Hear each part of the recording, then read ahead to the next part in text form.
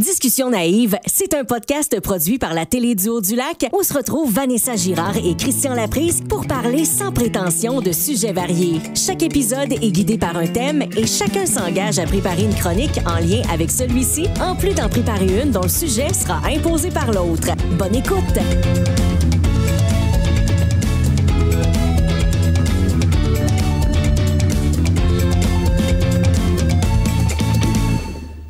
Bienvenue à Discussion naïve!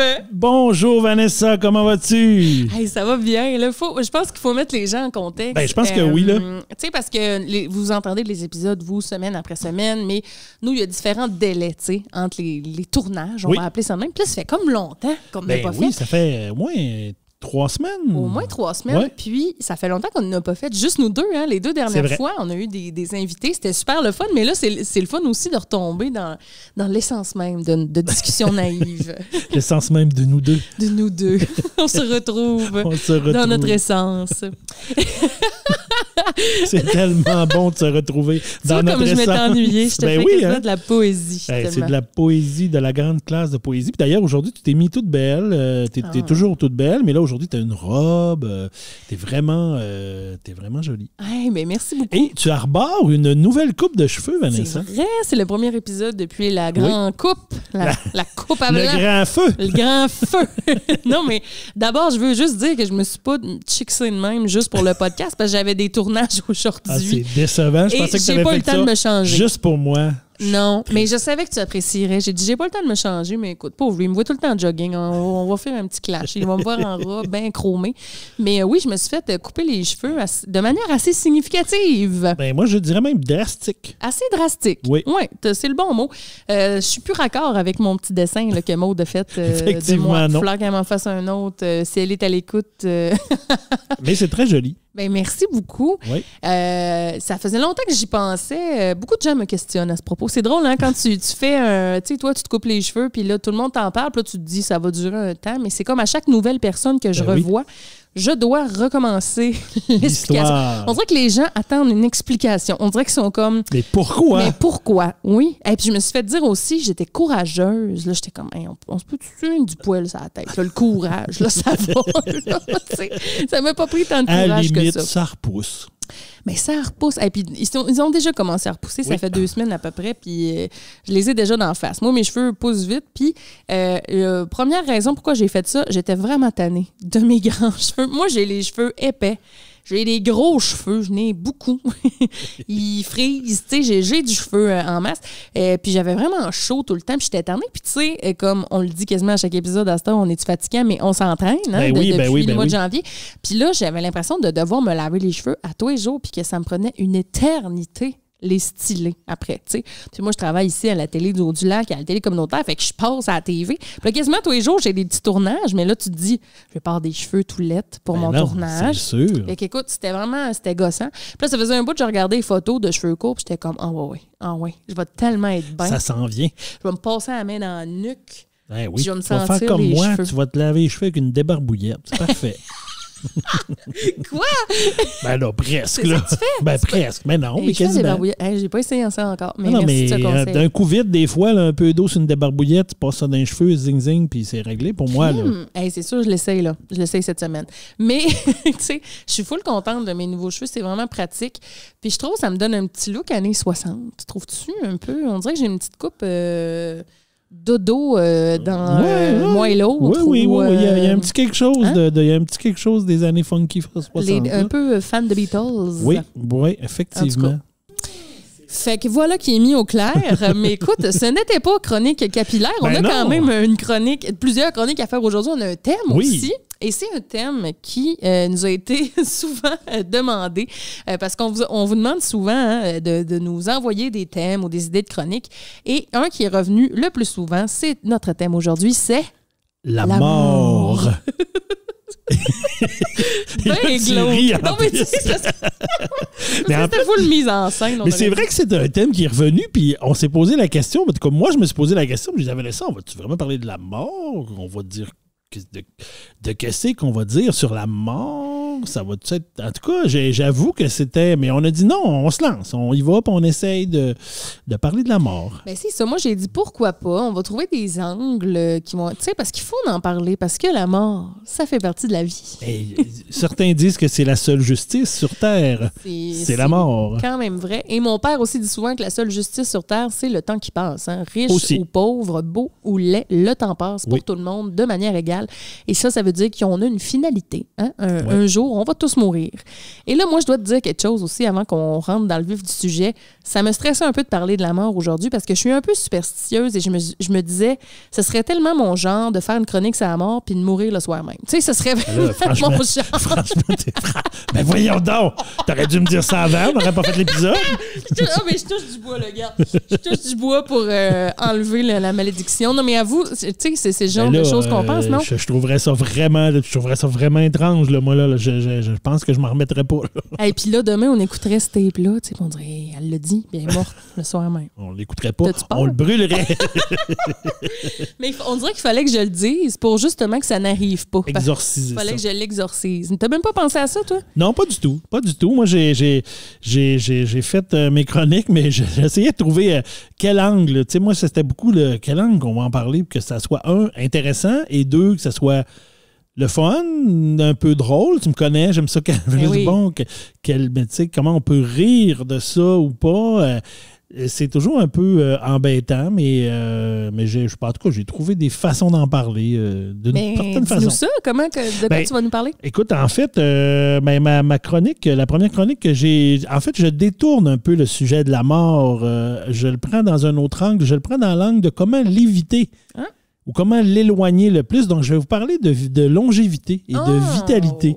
Donc, comment on peut pas repousser ou pas éliminer la mort parce qu'on s'en sort pas, mais comment on peut l'éloigner le plus possible. Ah, c'est bon, ça. Ouais. Et puis j'ai dans mon défi, dans le fond, on avait dans les suggestions un défi de Cindy Tremblay qui travaille ici à la télé puis qui écoute nos épisodes de podcast. Et puis, elle voulait qu'on parle de thanatologie. Alors, je nous ai fait une petite chronique sur la thanatologie. Elle va être tellement contente. Ça fait des semaines qu'elle m'en parle. Ça, c'est ma collègue. Et sais-tu pourquoi qu'elle voulait qu'on parle de thanatologie? Ben non, dis-moi-le. Dis-le-moi.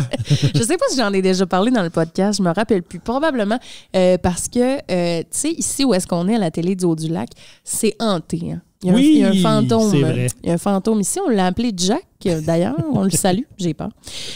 Donc, moi, quand je travaille ici tout seul, il arrive souvent il y a des bruits bizarres. On entend marcher dans le couloir, même si on est tout seul. Ou, il y a des bruits comme ça cogne. Ou, il se passe des affaires bizarres. Et on niaise un peu avec ça. Et un moment donné, on en parlait avec quelqu'un. Je me souviens même plus c'est qui nous a dit ça, mais on en parlait avec un de nos invités.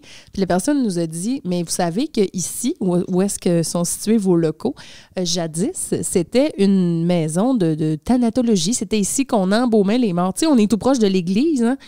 C'est vrai, on est juste à côté. L'église est de l'autre côté de la rue. Oui. Fait que ça a l'air... Pour vrai, genre Hébert et Fils ou genre une autre avant ça, pas. Même très, très vieux, j'imagine? J'ai pas fouillé plus. Il faudrait que je demande à la Société d'histoire et de généalogie, Marie Chapdelaine. D'après moi, il pourrait me dire ça.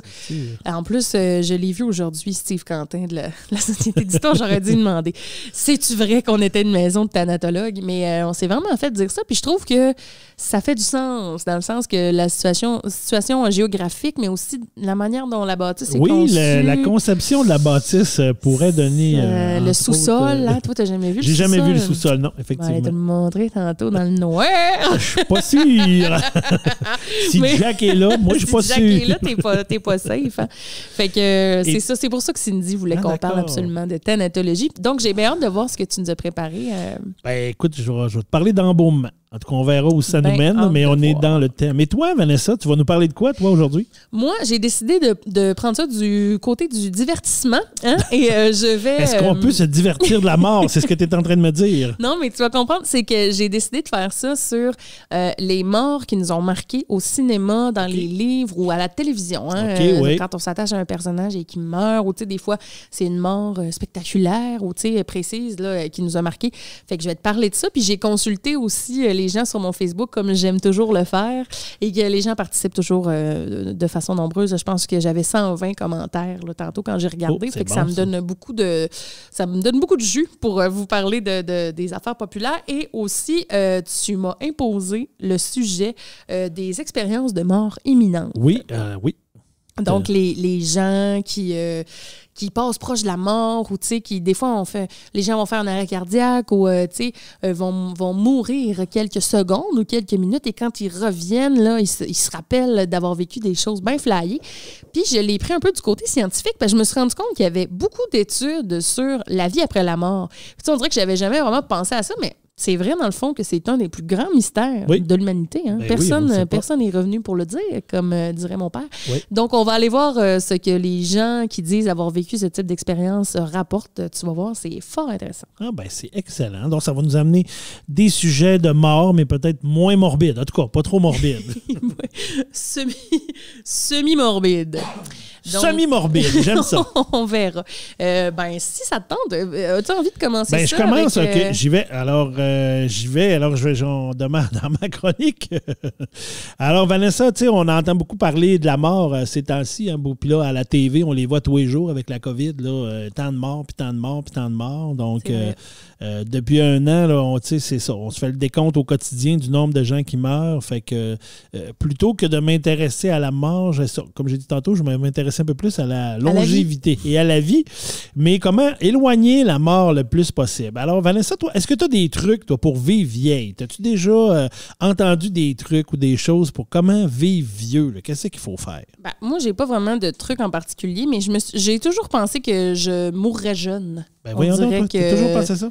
Je sais pas, j'ai eu une vie quand même rock'n'roll. Je pensais j'ai eu une vie bien remplie à 34 ans. J'ai fait ce que j'avais à faire. T'es drôle. J'ai juste 32. 32, ça va, premièrement. Excuse-moi. Mais non, j'ai pas de trucs en particulier. OK. Ben écoute, j'ai essayé de trouver des remèdes de grand-mère, des choses, parce qu'il n'y a pas vraiment grand-chose qui ressort. Mais il y a quand même des trucs de grand-mère pour être centenaire, donc qui sont quand même intéressants. Dans le fond, on cultive le calme, donc c'est quelque chose qui ressort beaucoup dans le stress, évidemment. Donc quand on est plus calme, on est moins stressé, donc évidemment, ça travaille là-dessus. Rester optimiste est un autre truc qu'on parle pour ça, de toujours regarder le beau côté de la vie. Apparemment que ça nous aide. Continuer d'apprendre. Donc, le cerveau, c'est un muscle. Donc, on l'entraîne. Plus on apprend, plus on fait des choses, plus on le garde en forme. Donc, ça va. Écoute, et pratiquer notre anglais pourrait nous aider à vivre plus vieux. Il y a des études vraiment qui montrent que les gens qui sont bilingues, ils ont une meilleure flexibilité mentale. Donc, ça les aide à changer de plan ou de stratégie et d'avoir des solutions de problèmes plus facilement. Donc, ça permettrait de vivre plus vieux. On reste en phase avec les technologies aussi, donc ça permet vraiment de garder le contact. Les technologies, ça réduit les dépressions, donc ça aide à la longévité. On reste souple, hein? Mais souple dans le sens, la souplesse du corps, oui, mais souple dans le sens de la spontanéité en vieillissant. Se permettre des folies, rester souple, rester jeune, rester... Pas souple dans le sens faire du yoga. Pas souple dans le sens faire la split. Tu peux faire la split, c'est pas mauvais non plus. C'est comme rester ouvert, dans le fond. Rester ouvert, être spontané, t'as pas le goût de souper à soir, de faire à manger, on va aller souper au restaurant. Donc, tu sais, ce genre de choses-là, donc cette souplesse-là. Une chose très importante qui a été nommée aussi plusieurs fois, de faire la paix avec son passé. Donc, de régler nos pépins puis nos histoires du passé parce que, veut pas, des fois dans la vie, hein, on les cache en dessous du tapis ou notre vie, on est plus jeune, ça va vite, le travail, la famille, tout ça, on met ça de côté, on fuit. Mais à un moment donné, quand on se retrouve plus vieux, des fois seul ou en tout cas plus seul ou moins seul, mais en tout cas, ça nous rattrape toujours. Donc, c'est important de régler ça. On parle aussi de s'impliquer dans la société, rester actif, briser l'isolement. Donc ça, c'est des choses qui vont nous aider à vivre plus vieux. Le bénévolat. Oui, mais là, je te regarde, Vanessa, puis je le vois dans tes yeux, ce que tu dis, là, que tu comprends, mais donne-moi des choses plus concrètes. Parce que toi, c'est du concret que tu veux voir. Il y a des vrais trucs. Il y a des vrais trucs. Alors, j'ai trouvé les secrets des sages chinois. Tu sais que les Chinois sont reconnus pour être des gens qui vivent vieux et puis qui sont reconnus pour avoir une médecine chinoise, des choses vraiment. On pense souvent, mettons, aux personnes dans les montagnes. Oui. Tu sais, en Chine, on a cette image Oui. du centenaire. Le centenaire, alors il y en a quand même quelques-uns. Alors, je t'ai trouvé des trucs qui sont vraiment importants pour cultiver l'énergie et la longévité et que pour les Chinois, c'est vraiment primordial. Et tout ça, c'est dans le but de faciliter la circulation du qi. Et le qi, c'est la force et c'est l'énergie de vie. Donc, je t'en donne quelques-uns. T'es prête? Oui, je sors mon chi. Oui, je suis prête. Ben, sors-les pas. Garde-les en dedans, mais fais-le circuler. Alors, le premier est la salive comme médicament. Alors, Vanessa, je regarde ton visage qui fait quoi? Ben, j'attends plus d'explications. Oui, alors j'y vais. Alors, selon les taoïstes, la salive s'appellerait aussi le liquide d'or et de jade. C'est considéré comme le meilleur médicament pour régénérer l'ensemble du corps. C'est gratuit et on peut en abuser et c'est bio. C'est ce qui est vraiment... Ben, j'avoue. Mais là, attends. Là. Non, mais oui, vas-y. Non, mais sa propre salive? Oui. Ou celle des autres? Ben, sa propre salive. Alors, voici l'exercice qu'il faut faire. C'est au réveil chaque matin. Tu dois claquer tes dents 36 fois ensemble, la bouche fermée. Et ça augmente ta salive. Ensuite, tu passes ta langue 9 fois sur tes dents d'un côté et 9 fois de l'autre. Et ensuite, tu dois avaler ta salive en la guidant vers ton bas-ventre. Alors, en faisant ça tous les jours, là, tu prépares ton tube digestif pour le déjeuner et tu utilises ta propre salive comme médicament. Une belle grosse boule de bave au réveil. Hein? Dans tes cornflakes, là, tu peux mettre... C'est un peu étrange, mais dans un autre sens, j'ai comme le goût de l'essayer. Je veux dire, c'est déjà dans notre bouche, là. C'est pas... Ben non, c'est ça, on l'a déjà. Tu sais, c'est pas... je pensais que tu allais dire, mettons, crache sur ta plaie. Non, non, c'est pas de ça. Ou bois la salive de l'autre, oui? Non. OK, vends ta mais peut-être salive. que les personnes qui frenchent beaucoup vont vivre vieux parce que là, ils mélangent les salives. Ouais. Écoute, une autre chose, un autre truc pour aider la vitalité, hein, la stimulation des oreilles. Alors, en cas de fatigue, si tu es fatigué, alors tu pinces ton lobe d'oreille entre ton index et ton majeur et tu frottes de haut en bas. Ensuite de ça, tu prends les paumes de ta main et tu frottes tes oreilles. Et avec ton index, par la suite, tu passes ton doigt, ton index sur tous les cartilages de l'oreille, du pavillon de l'oreille.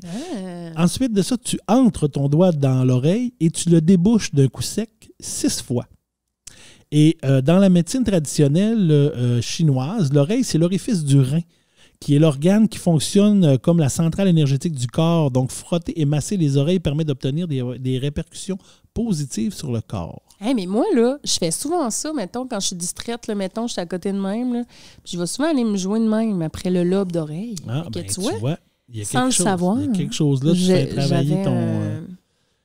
Ah non, t'es bonne là-dessus. Ça vient me chercher. Un autre exercice, l'exercice de M. Miyagi, que j'ai baptisé. L'exercice de M. Miyagi. En fait, tu te rappelles dans Karate Kid, M. Miyagi, quand le personnage se meurt de la douleur à son épaule, si ma mémoire est bonne, ou sa jambe, je ne sais plus trop. Mais bref, et que M. Miyagi frotte ses mains ensemble jusqu'à une chaleur, et là, il applique la chaleur de la main et tout d'un coup, ça fait « Ah! » Et là, il gagne en tout cas le combat. Alors, il y a un exercice vraiment comme ça. Donc, se frotter les mains ensemble pour dégager une bonne chaleur. Après ça, appliquer tes mains dans le bas du dos et masser de haut en bas. Répéter ça quelques fois, puis ensuite, fermer tes poings et tapoter doucement au niveau des reins. Donc, le bénéfice de ça, ça réchauffe l'organisme et ça accroît vraiment, accroîtrait, ça ferait augmenter la résistance aux maladies. Donc, ça pourrait être ça. Un autre truc aussi, l'araignée des profs de tai chi. Donc, l'araignée au tai chi, on se met en équilibre sur un pied et avec l'autre pied, on fait comme donner des coups de pied, comme si on voulait donner un coup de pied. Et avec la main opposée, on la secoue comme pour enlever un araignée. Et on fait ça 9 fois et après ça, on change de côté. Et ça lutte contre la stagnation de l'énergie. Donc, ça fait circuler l'énergie. dans ton corps. J'observe quand même qu'il y a souvent des nombres de fois très précis. Bien, il y a des nombres de fois précis et j'ai vu, là, je ne l'ai pas ressorti là, mais j'ai vu, les chiffres ont du symbolique dans la culture chinoise et la médecine chinoise. Donc, il y a des nombres de répétitions. 9 fois, c'est telle chose. 6 fois, c'est telle affaire. Fait que c'est pour ça qu'il y a des nombres de répétitions qui vont avec un peu les croyances au niveau de la répétition des chiffres là-dessus. Le clap des experts du Qigong. Donc, un peu comme du clapping. Je ne sais pas si c'est quelque chose que tu connais, le clapping, là, quand on ferme la main là, comme un peu curvée en cuillère, là, les doigts un peu. Puis là, on tape là, doucement. Là. Alors, il y a un exercice qu'on met les mains comme ça et on commence au niveau de nos reins à faire des petits tapotements. On descend le long des fesses, le long des jambes sur le côté. On remonte à l'intérieur de la jambe. On passe doucement sur le ventre, entre les seins, jusqu'aux clavicules. Après ça, on tapote sur le bras, à l'intérieur du bras, et on remonte vers l'extérieur du bras. Et ensuite, on fait l'autre bras. Donc ça permet de rééquilibrer et d'harmoniser le chi. Donc, tout un petit exercice de tapotement. Et un petit dernier, donc la respiration du vieux sage. Donc, on le sait, la respiration, c'est bon pour bien des choses, pour relaxer, pour le stress et tout ça. Donc, au niveau de la respiration, donc coucher sur le dos, les mains une sur l'autre, sur le pubis. On inspire profondément. On maintient la relation. On maintient. Excuse-moi, j'ai dit pubis. On maintient. C'est qu'on est rendu, là. On maintient la respiration 3 secondes et on expire 7 fois. Tu vois, là, on expire 7 fois. Et ça évacue le stress. Vanessa est morte de rire parce que j'ai fait un lapsus. Voyons, Vanessa! Non, mais non, mais c'est juste, ça me fait rire. On dirait. Alors, c'est la respiration du vieux sage. Fait que tu vois, ça, c'est des trucs qui nous aideraient à vivre plus vieux et à avoir une meilleure vitalité, une meilleure énergie. Donc, à éloigner le plus possible la mort. Bien, je trouve ça vraiment intéressant parce que ça me rappelle aussi un peu, tu sais, le yoga, le massage, tu sais. Juste de faire ça, des fois, c'est un instant de méditation. Le temps que tu comptes le nombre de fois que tu te tapotes le bras, ben, que tu te frottes l'oreille, tu sais, ça peut amener, je pense, une certaine paix intérieure. Bien, je pense que oui. On se recentre sur nous-mêmes aussi. On se recentre sur notre corps, sur notre énergie aussi. Donc, je pense qu'effectivement, ça ne peut qu'être bénéfique. Puis c'est un moment qu'on prend pour soi aussi. Parce que tu veux pas, il faut prendre un petit peu de temps là, quand tu te tapotes tout ça, puis tu le fais 9 fois, ben ça prend minimalement une couple de minutes. Tout à fait. Et écoute, Vanessa, ça m'a permis de regarder les personnes les plus vieilles aussi. J'ai regardé les gens qui vivent vieux. Donc, au niveau des records de longévité, dans les 3 personnes qui ont vécu les plus vieilles à venir à date, donc c'est 3 femmes. Donc, on voit que la femme, souvent, on dit l'espérance de vie des femmes est un peu plus élevée que celle des hommes. Alors, 3 femmes. La première, la plus vieille, c'est Jeanne Calment, qui est une Française qui, là, je pense qu'elle est encore actuellement en vie. Je n'ai pas réussi à voir, mais je pense qu'elle est en vie. En tout cas, elle a 122 ans et 164 jours, ce qui n'est pas jeune. Ensuite de ça, la deuxième, Sarah Knaus, aux États-Unis. Donc, elle est décédée, mais elle est décédée à 119 ans et 97 jours.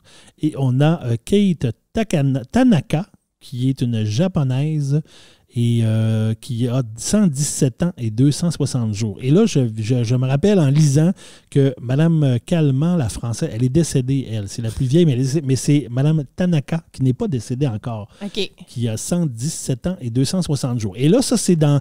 Parce qu'il y a d'autres légendes, là, entre autres, ils parlent de quelqu'un de 136 ans, mais tu sais, c'est comme pas vérifié, cet aspect-là. Mais ces personnes-là, on est sûr que c'est vérifié et qu'il y a quelque chose qui nous le prouve. Mais ça doit tellement être long, vivre 120 ans, 117 ans. Imagine comment tu envoies des affaires. Ben, tu vois beaucoup de choses, puis en même temps, ça dépend toujours de la qualité de vie, entre guillemets, que tu as rendu là. Tu sais, si tu vis 120 ans, mais que depuis 80-85 ans, que tu as moins de qualité de vie pour toutes sortes de motifs ou de raisons. C'est sûr que c'est long. Mais si tu es quand même un peu capable d'être actif, tu as quand même un peu de qualité de vie, tu es capable... C'est sûr que souvent, on va voir ces personnes-là très, très vieilles. Souvent, on va avoir des problèmes de mobilité, sont souvent en fauteuil roulant. C'est plus des personnes qui vont se déplacer beaucoup, voilà, pour probablement être capable de se lever. T'sais. Mais tu sais, c'est souvent ça qu'on voit. Fait que c'est sûr que ça donne moins... Tu te dis, tant qu'à vivre jusqu'à 122, mais pas voir les 28 dernières années, c'est plate aussi. Non, c'est sûr. Puis, tu sais, ça doit être dur physiquement. Mais, tu sais, mettons que tu as toute ta tête, là, puis que tu te souviens tout. OK, mettons, on fait une simulation. Quelqu'un naît en 1900. On va dire que tu commences à te rappeler de ta vie, mettons, en 1906, mettons, quand tu as 6 ans.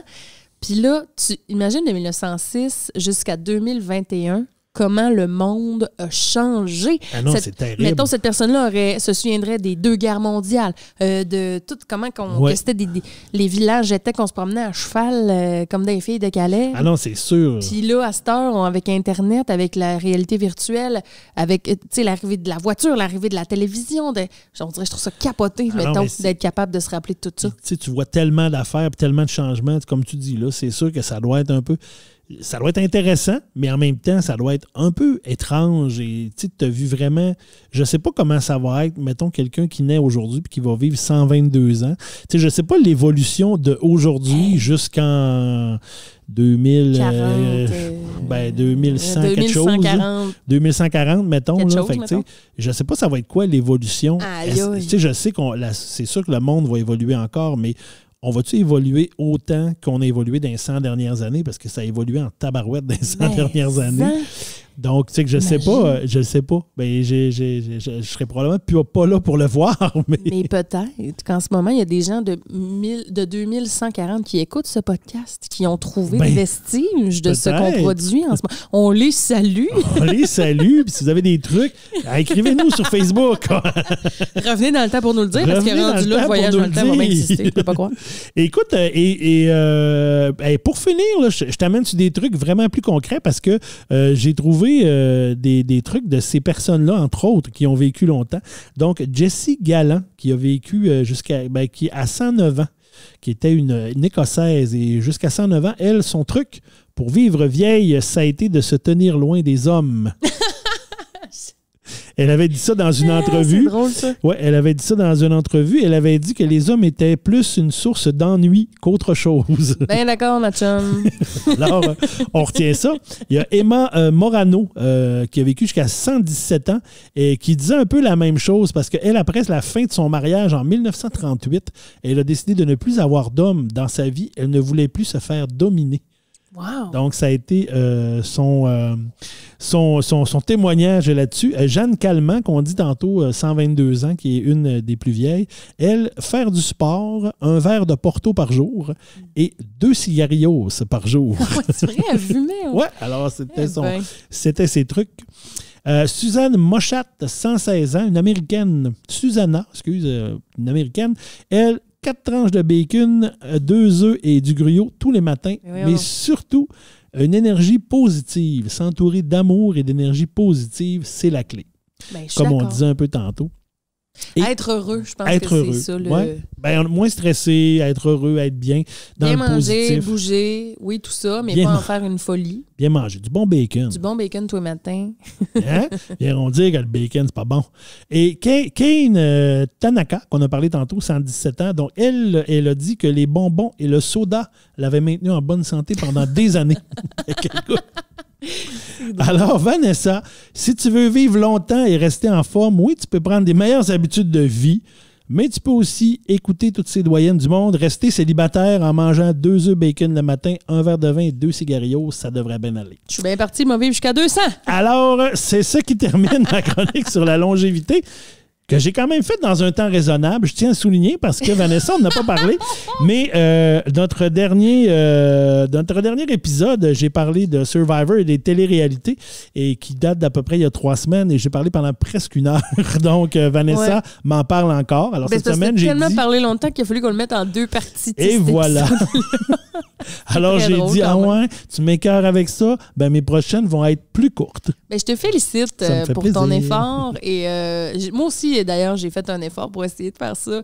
Mais c'est parce que c'est tellement le fun de jaser, tu sais. Hein? Ben, c'est le fun. On s'emporte. Ben oui, on vient qu'on s'énerve, on parle. C'est ça. Mais c'était super intéressant sur la longévité. Moi, c'est un sujet qui m'a toujours assez fascinée. Je sais pas si c'était comme moi, mais moi, là, quand j'étais plus jeune, j'aimais bien ça, emprunter à la bibliothèque le livre des records Guinness. Hein? Oui, c'était comme des gros livres, puis il était intéressant. Il y avait souvent une couverture spéciale. Puis moi, j'aimais bien ça, emprunter ça, puis regarder. Puis il y avait tout le temps ça, les personnes les plus vieilles ou... Puis ça m'impressionnait bien gros quand j'étais jeune. Oui, c'est vraiment le fun. Puis tu sais, quand on est jeune, on voit ça tellement loin. Ouais. Ça, peut-être qu'un jour, on en reparlera dans un autre épisode, mais on voit ça tellement loin. Puis aujourd'hui, je fais comme, hey, c'était pas si loin que ça, hein, parce que je suis rendu comme à 50. La moitié de fête envers la centaine. Oui, la moitié de fête vers le centenaire. Alors, j'essaie de continuer. T'es tout jeune encore. Ça veut dire que toute ta vie que t'as faite, il faudrait que tu le refasses une deuxième fois en temps pour avoir 100 ans. Ben oui, je vais essayer de la faire mieux, parce que, tu sais, si on fait comme eux autres, ils disent, les madames, là, hein, qu'il faut aller de l'avant, être positif, puis tout. Fait que je vais dire, moi, repartir ça. Je repars. Je repars. Ah je ouais. redécolle. Je redécolle ça. 50, go. je redécolle. Mets le chrono à 0, je repars. Mais penses-tu que tu vas vivre vieux? C'est-tu quelque chose à laquelle tu penses des fois? J'essaie de pas trop penser à ça. Je sais pas. Puis, tu sais, je l'ai déjà dit, j'ai eu certains problèmes de santé dans les dernières années. Ça m'inquiète toujours un peu parce que, bon, c'est mon cœur qui me fait certaines petites folies des fois. Si c'était mon genou, ça me stresserait moins. Mais le cœur, je trouve ça un peu plus tannant. Mais je pense pas trop à ça. Parce que c'est quelque chose qui... j'ai pas nécessairement peur de la mort, mais c'est sûr que je la veux le plus loin possible. Puis quand je pense trop à ça, je viens trop triste. Genre, ben pas triste, mais... Tu sais, je me dis, je veux pas penser à je pourrais pas voir mes petits-enfants, voir mes filles grandir. Tu sais, je veux pas aller dans ça parce que là, ça me rend trop triste. Mais en même temps, tu serais juste plus là. Tu sais, peut-être que ce serait pas si triste que ça. Tu serais même pas là pour être triste. Non, mais je le sais, mais j'espère que ça rendrait au moins 2-3 personnes tristes. Mais là, c'est sûr. J'espère quand même. Moi, mais non, c'est pas quelque chose à laquelle je pense beaucoup pour l'instant. J'avoue que mes petits problèmes de santé, des fois, me stresse un peu là-dessus, mais sinon, c'est quand même bien contrôlé, puis ça va bien, puis tout ça. Fait que j'essaie de pas trop penser à ça pour le moment. Je comprends. Mais moi, des fois, je pense à ça. Je me dis, mettons, tu sais, moi, j'ai pas d'enfant, j'ai pas de conjoint. Je me dis, mettons que si je mourais, tu sais, qu'est-ce que les gens feraient avec mes affaires? Tu sais, un moment donné, il faudrait que les gens viennent vider mon appartement. Qu'est-ce qu'ils feraient avec mes affaires? Ils jetteraient dessus? Est-ce qu'on me jugerait sur le contenu de mes commandes? Est-ce qu'on trouverait des affaires compromettantes? Je sais pas. Qui ferait ça? Mes parents? Ben, probablement ta famille. Ils viendraient ramasser mes cochonneries. Ben, comme ça se fait dans toute bonne famille. Quand quelqu'un décède, c'est la famille habituellement qui vient et qui fait cette affaire-là de vidage, cette étape-là, je vais dire. Là, ouais. Mais tu sais, là, ça, là, moi, mon ami Louis, que tu connais un peu, m'a justement parlé de ça la semaine passée, puis je trouvais, ça m'a un peu frappé ce qu'il me dit, parce que il disait qu'il avait aidé ses parents à vendre des affaires qu'il y avait chez eux, puis à se débarrasser du stock. Fait que là, j'étais comme, ouais, tu sais, t'as fait ça. Il dit, ben, je commence à penser à ça. Il dit, d'un coup que mes parents meurent, c'est moi, il faut falloir qu'ils vident la maison. J'étais comme, oh my God, tu sais, c'est vrai, qu'est-ce que tu fais avec ça une fois qu'un proche décède? Tu sais, ça doit être... parce qu'il y a des personnes autour de moi qui sont décédées, mettons, mes grands-parents. Fait que, tu sais, oui, j'ai vu un peu, mettons, mes parents, mes oncles, mes tantes vider des maisons, etc. Mais c'est toute qu'une affaire, là. Tu sais, je sais pas, je pensais à ça l'autre fois. Qui prendrait mes affaires? Ben écoute, moi, j'ai pas été en contact beaucoup avec la mort. Tu sais, mes parents sont encore vivants, mes frères, ma sœur. Tu sais, dans ma famille élargie même, oui, il y a des gens qui sont décédés, mais tu sais, il n'y en a pas en grand nombre. Je n'ai pas été confronté beaucoup à ça à date. Fait que je me considère toujours chanceux. Je me suis toujours considéré chanceux parce que je vois des gens autour de moi que je connais qui ont perdu des êtres chers quand ils étaient plus jeunes ou des gens comme ça. Puis là, je me dis, crime, moi, je me considère chanceux. Je n'ai pas eu à vivre ça. Mais c'est quand même quelque chose de puis ça doit être particulier. Le vidage aussi de la maison, comme tu dis, là, de cette étape-là. C'est une étape. En même temps, j'imagine que ça fait partie aussi du deuil un peu au travers de la vie et tout ça, mais je t'ai jamais raconté. Je t'ai déjà raconté mon anecdote de vidage de maison de quelqu'un qui est décédé? Mais je pense pas. Non, écoute, je fais ça vite. Ben vas-y, on a le temps. Je t'ai déjà parlé, je pense, je sais pas si je n'ai parlé ici, mais de la grand-mère de la mère de mes enfants, là, qui a vécu ces dernières années de vie avec ma belle-mère, en fait, à l'époque, puis que j'ai connu beaucoup à ce moment-là. Et puis, quand je sais plus si c'est pas quand elle est décédée, mais quand elle est venue vivre chez ma belle-mère, donc elle dans le fond, ils ont fait comme le tri de ce qu'il y avait dans l'appartement. Là, ses enfants à elle sont allés, puis là, moi je prends ça, puis moi je prends ça, puis moi, parce que là, il y a plein de choses qu'elle n'avait plus besoin. Et à un moment donné, ils ont mis sa vieille planche à repasser au chemin, au vidange, parce qu'elle était maganée.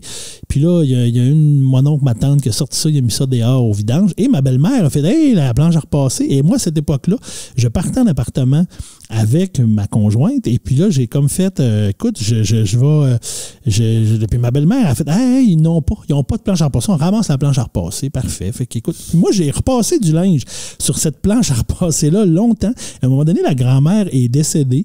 Et plusieurs années après, si ma mémoire est bonne, c'était à notre premier enfant où la semaine du baptême de notre premier enfant, la planche était vraiment maganée. Ouais. La housse était excessivement maganée.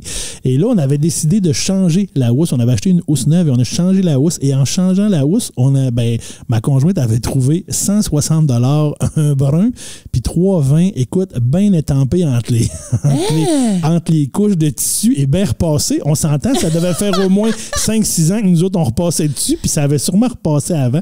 Donc, probablement que soit elle, soit son conjoint avait caché, parce qu'à l'époque, les personnes âgées, les banques, ces affaires-là, cachaient souvent de l'argent. Et on avait trouvé la semaine, écoute, si ma mémoire est bonne, c'est la semaine qu'on baptisait un enfant. On a toujours dit que c'était le cadeau de la grand-mère qu'on avait connu, qui, cette semaine-là, on trouve ça 160 $. Écoute, on a dit, c'est le cadeau à Germaine qu'elle nous donne. Alors, c'était, mais tu sais, dans le vidage de maison, puis c'est ça, cette planche à repasser-là partait au chemin, au vidange, mais alors on va ramasser, puis nous, écoute, on était étudiants à Montréal, on a manqué d'argent autant, avoir su, on aurait juste ouvert la planche à repasser. Mais je trouve ça vraiment beau. Tu sais, c'est arrivé au bon moment. C'est parce qu'il fallait que ça arrive. Ben, tu sais, c'est là que tu dis, c'est-tu un signe? Elle était décédée, elle nous aimait beaucoup, donc, tu sais, on a dit, c'est ça, c'est un signe, elle nous envoie un signe pour que ça arrive dans cette semaine-là. Clairement, moi, je suis tellement croyante de ça, là, les signes, les affaires, tu sais, parce que je vais t'en parler un petit peu plus en détail tantôt dans ma chronique imposée, là, mais de la vie après la mort et tout ça, là, on s'en reparlera tantôt, mais clairement, c'est un signe de Germaine. Écoute, on a toujours dit que c'était un signe de Germaine. Alors, on va passer maintenant à ma chronique que j'ai choisi de faire. Je vais être honnête avec toi. Je pense que c'est la fois que j'ai le moins préparé d'affaires pour une chronique parce que je voulais juste qu'on parle ensemble des morts de nos personnages ou des choses, des gens qu'on aimait à la télévision ou au cinéma ou dans les livres qui sont décédés parce que je trouve que c'est une émotion tellement forte. Est-ce que ça t'est déjà arrivé de pleurer en lisant un livre? En lisant un livre, j'aurais tendance à te dire, je pense, oui. Ben oui, je pense que oui. Faut-tu que je dise lequel livre? Tu peux le dire, mais oui. Parce que là, j'ai le flash tantôt, on a parlé un peu, mais Des souris et des hommes, qui est une de mes histoires préférées, en fait, dans ce que j'ai lu. C'est un livre que j'ai lu, je pense que j'étais soit au secondaire ou au cégep, dans une lecture obligatoire dans un cours de français. Là, j'avais lu ce livre-là. Et écoute, ça m'a marqué cette histoire-là. J'ai trouvé ça excessivement beau. Et oui, et ben là, à la fin de ce livre-là, ce qui se passe comme dernière scène ou dernière aspect de ce livre-là, c'est quelque chose qui m'a un peu frappé et marqué. Et je crois que j'avais versé des petites larmes. Mais avoue que c'est spécial. Tu sais, moi, je pleure souvent devant la télé ou devant au cinéma, je vais pleurer. Ça m'arrive souvent. Mais quand on lit un livre, on dirait que c'est tellement un moment. C'est parce que dans le fond, le moment, on le crée dans notre tête. Ben oui, c'est ça. Tu sais, c'est juste des lettres alignées qui donne un sens à des mots, qui nous racontent une histoire dans notre tête, tu sais, dans le fond. Puis moi, je me souviens la première fois d'avoir pleuré pour la mort d'un personnage dans un livre. Et là, je tiens à dire que lors de cette chronique, nous allons faire beaucoup de divulgateurs, de spoilers. Oui. Fait que, si vous commencez à nous entendre parler d'un sujet ou d'une émission que vous n'avez pas terminé, peut-être que c'est bon de skipper un peu quelques secondes. Mais moi, quand j'avais lu les Harry Potter, qui a été vraiment un peu mon histoire d'amour avec les livres a vraiment commencé là. Puis, tu sais, d'attendre que le Harry Potter sorte à telle date, puis d'aller le chercher, puis de le clencher comme en une nuit parce que t'es trop captivé par l'histoire. Puis, je me souviens quand Dumbledore est mort, je me souviens que je lisais le livre, puis là, j'ai lu une première fois, puis je l'ai fermé d'un coup sec. Comme si ça se pouvait pas. On dirait que je l'ai fermé. Ben voyons donc, ils ont fait mourir Dumbledore. Puis j'ai eu un frisson, puis je te le raconte, j'ai le même frisson. J'étais comme... Ça se peut pas. J'ai mal lu. C'est impossible. Puis, tu sais, j'étais vraiment là. Je vivais quasiment des vraies émotions de me dire, il est mort. Puis, je suis retournée. J'ai attendu 2 minutes. J'ai rouvert le livre. Je suis allée relire 3-4 pages avant.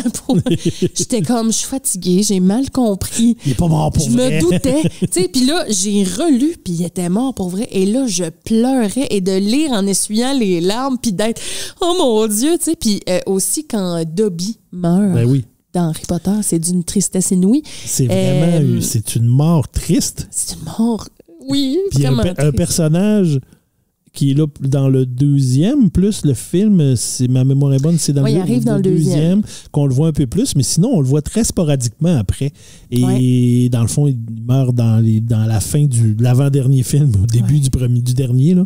Mais qui est un seul et unique livre, là, le c'est 7e. Ça. Mais c'est vraiment, c'est ça, là, vraiment moi, je terrible. Me suis dit, non. T'as pas le droit. T'as pas le droit de faire mourir Dobby parmi tous les personnages. Imagine ceux qui n'avaient pas lu les livres et qui ont vu juste le film et qu'à la fin du 7e film, le premier, qui font ben voyons, Dobby va-tu... Y a-tu quelqu'un qui va mourir quand l'espèce de couteau transperce puis que le film finit là-dessus? Puis que là, après ça, c'est juste quand l'autre film est sorti que l'on comprend c'est lequel qui est mort ou pas mort. C'est vrai, hein, c'était comme entre 2 films. Ouais. Mais, tu sais, ça m'a fait réfléchir aussi à... comment ça que ça nous touche de même? Ouais. Parce que c'est fou, c'est pas des vraies personnes, là. C'est pas du monde qu'on connaît, mais quand on lit ou quand on regarde une série ou peu importe, on a...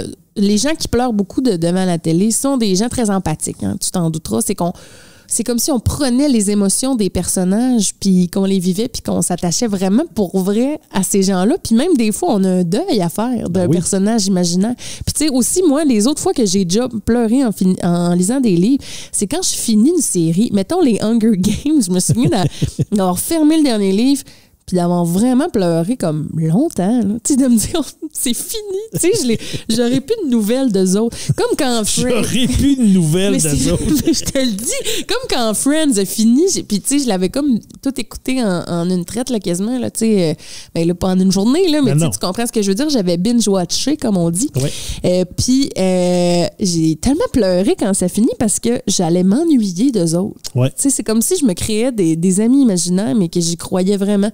Puis je sais que je suis pas la seule, là, parce que moi, j'ai posé la question aux gens sur mon Facebook, comme je disais dans l'intro, que je leur ai demandé au cinéma ou à la télévision quelle mort vous a le plus marqué et pourquoi. Et j'ai eu 120 commentaires, Christian. C'est quand même beaucoup. Je pense que ça rallie beaucoup de monde. Puis je vais te parler un peu de ceux qui sont le plus ressortis, puis tu me diras peut-être ton expérience par rapport à ça. Mais attends, juste avant, par contre, j'aimerais ça que tu me dises, toi, ce serait quoi ta réponse à cette question-là? À la télé, les morts qui m'ont... Ben écoute, moi j'en ai, je te dirais, une qui me revient, j'ai parlé ici déjà du film La Société des poètes disparus, donc qui est un film, ben, en fait, il y a quelques épisodes, en tout cas, qui est un film qui m'a marqué beaucoup pour toutes sortes de motifs et de raisons que j'explique dans un autre épisode.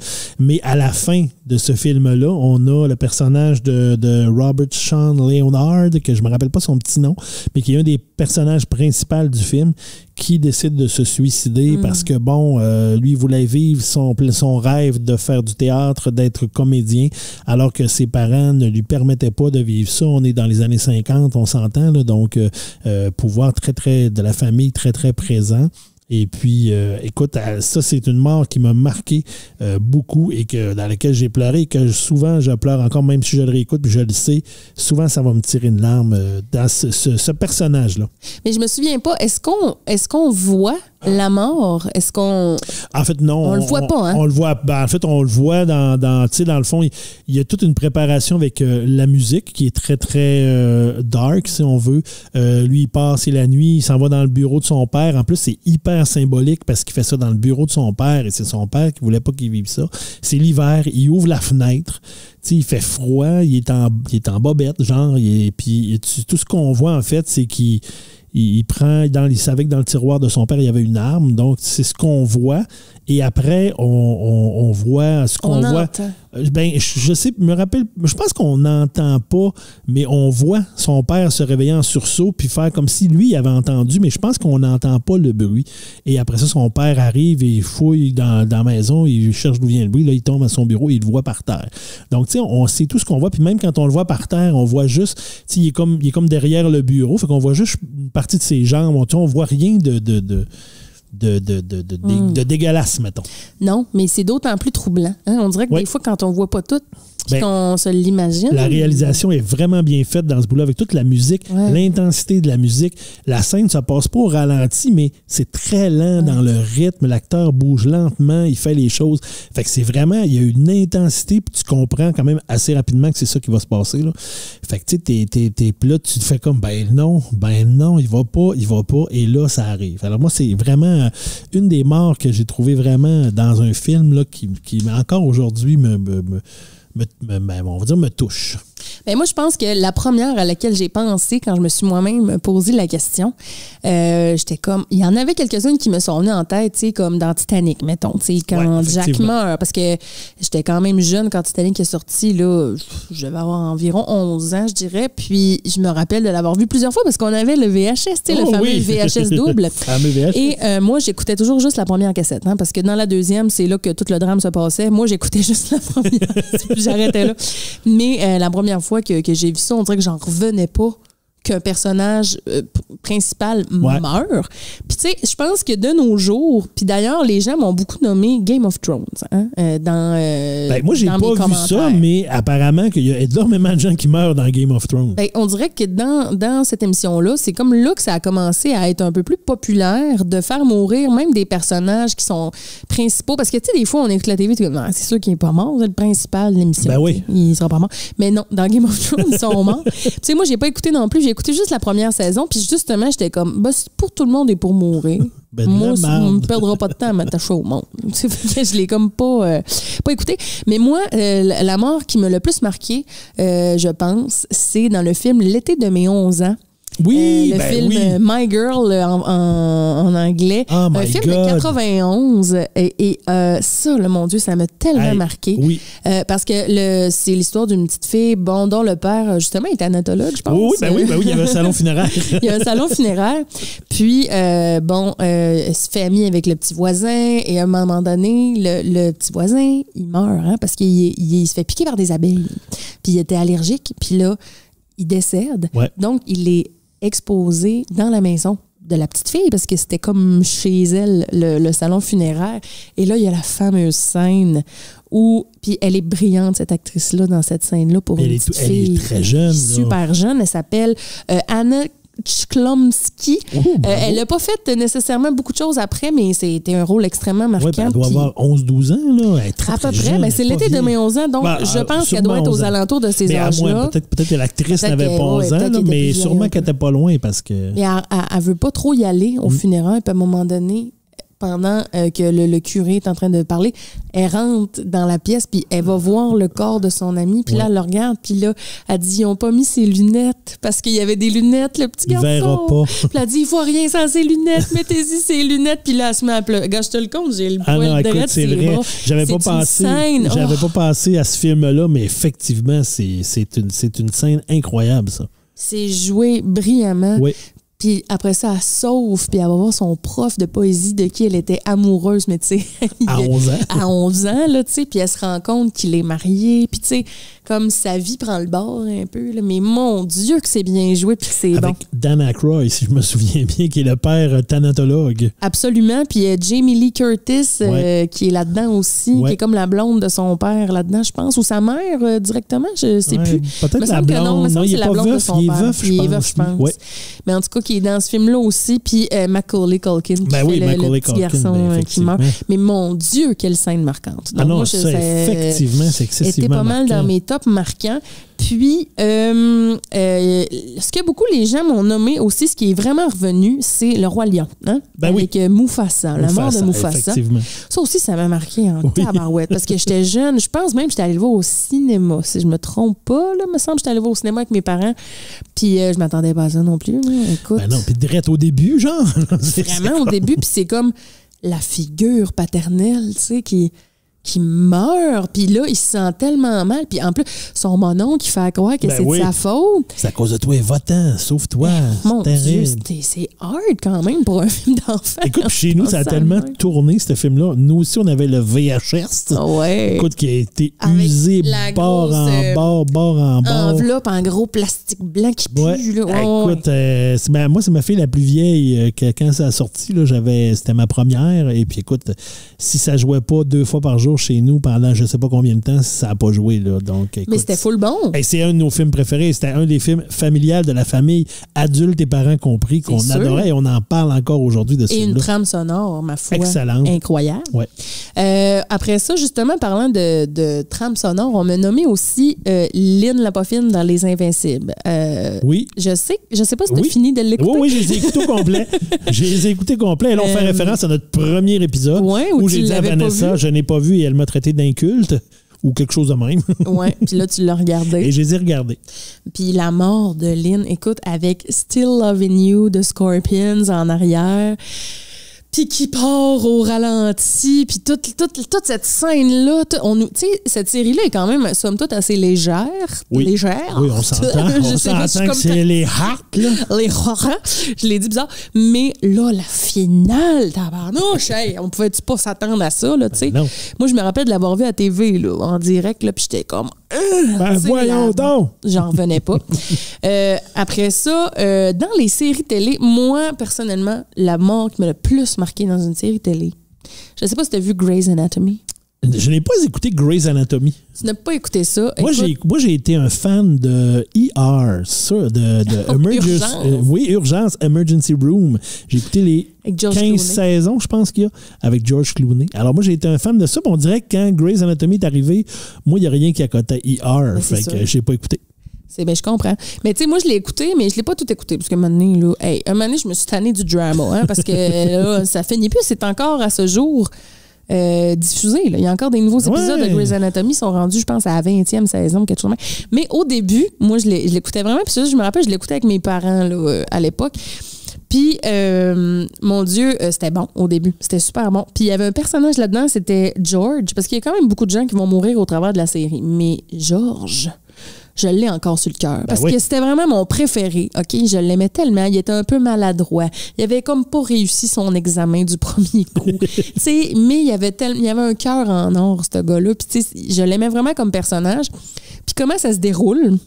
C'est que, tu sais, il y a souvent, pendant l'émission, des cas, tu sais, à chaque émission, en fait, il y a des patients, puis tu sais, tu connais l'histoire des patients, puis tout ça, puis à un moment donné, tu sais, quasiment, ils partent, puis des fois, il y en a qui meurent, puis tout ça. Oui. Puis là, à un moment donné, dans cette émission-là, on parle pas vraiment de George. C'est comme si qu'il allait pas être dans cette émission-là. Tu sais, ça arrive des fois, ils sont tellement de personnes, on les voit pas tout le temps à chaque épisode. Puis on n'en parle pas trop, mais il y a un patient, c'est quelqu'un qui s'est fait frapper par un autobus, puis qui est complètement défiguré. Mais tout ce temps-là, c'est George, tu comprends? Mais nous autres, on le sait pas. Okay. Puis il est vraiment traité comme un personnage normal un patient normal qui vient d'arriver. Normal, qu'attend que quelqu'un trouve son portefeuille, c'est qui, genre? Non, c'est encore pire, Christian. Ben oui, là, il est tout défiguré, puis on sait pas s'il va vivre ou s'il va mourir. Puis il le traite vraiment comme un patient normal. Il le traite bien, mais un peu avec détachement, parce qu'à un moment donné, les docteurs, tu peux pas t'attacher à chaque... Puis là, à un moment donné, il pogne la main de Meredith Grey, qui est le personnage principal. Puis eux autres, au début de la série, un moment donné, ils l'appelaient 007. Pourquoi il l'appelait même déjà? Je pense que c'est parce qu'il avait tué un patient. C'était le premier à avoir tué un patient, puis il l'appelait 007. Ça va bien. Fait qu'il prend sa main, puis il shake comme ça son doigt, puis là, il écrit dans sa main 007. Puis là, tu te rends compte que c'est Georges. Oui, il était patient, mais il pouvait pas parler. Mais là, tu te rends compte que c'est Georges. Moi, là, je me souviens ça, là, ce choc-là, là, physiquement, j'ai eu un choc des pieds à la tête, Christian. Un choc électrique. J'étais assise sur le divan puis je me suis tirée à terre. C'est vraiment sérieux. Genre, j'en revenais tellement pas. J'ai fait quoi? Puis je me suis tirée à terre dans le salon. Puis là, mes parents étaient comme, mais calme-toi. Mais moi, j'étais comme, Tu comprends pas. C'est Georges! Voyons donc! Puis là, il meurt. À la fin de cet épisode-là, il meurt, puis on le voit, genre, parce qu'il venait de partir pour aller dans l'armée, en fait. Puis il a voulu aider Non, il y a une fille qui traversait la rue, qui allait se faire frapper par un autobus. Puis lui, il est allé, puis il a poussé la fille sur le trottoir, puis c'est lui qui s'est fait frapper. Et il meurt de même. Hey, ça, là, moi, je pense que ça a changé ma vision de la télé au complet. Ben moi, des fois, je me demande tout le temps, dans une série que t'écoutes, si tu veux que le personnage s'en aille, fallait donc juste déménager puis partir, tu sais. Pourquoi tu le fais mourir? C'est ça qui est tannant. Puis, tu sais, moi, je l'ai déjà dit, là, j'ai adoré la série Ally McBeal. Puis, Ally McBeal, je me rappelle pas dans quelle saison, mais c'est quand même au début.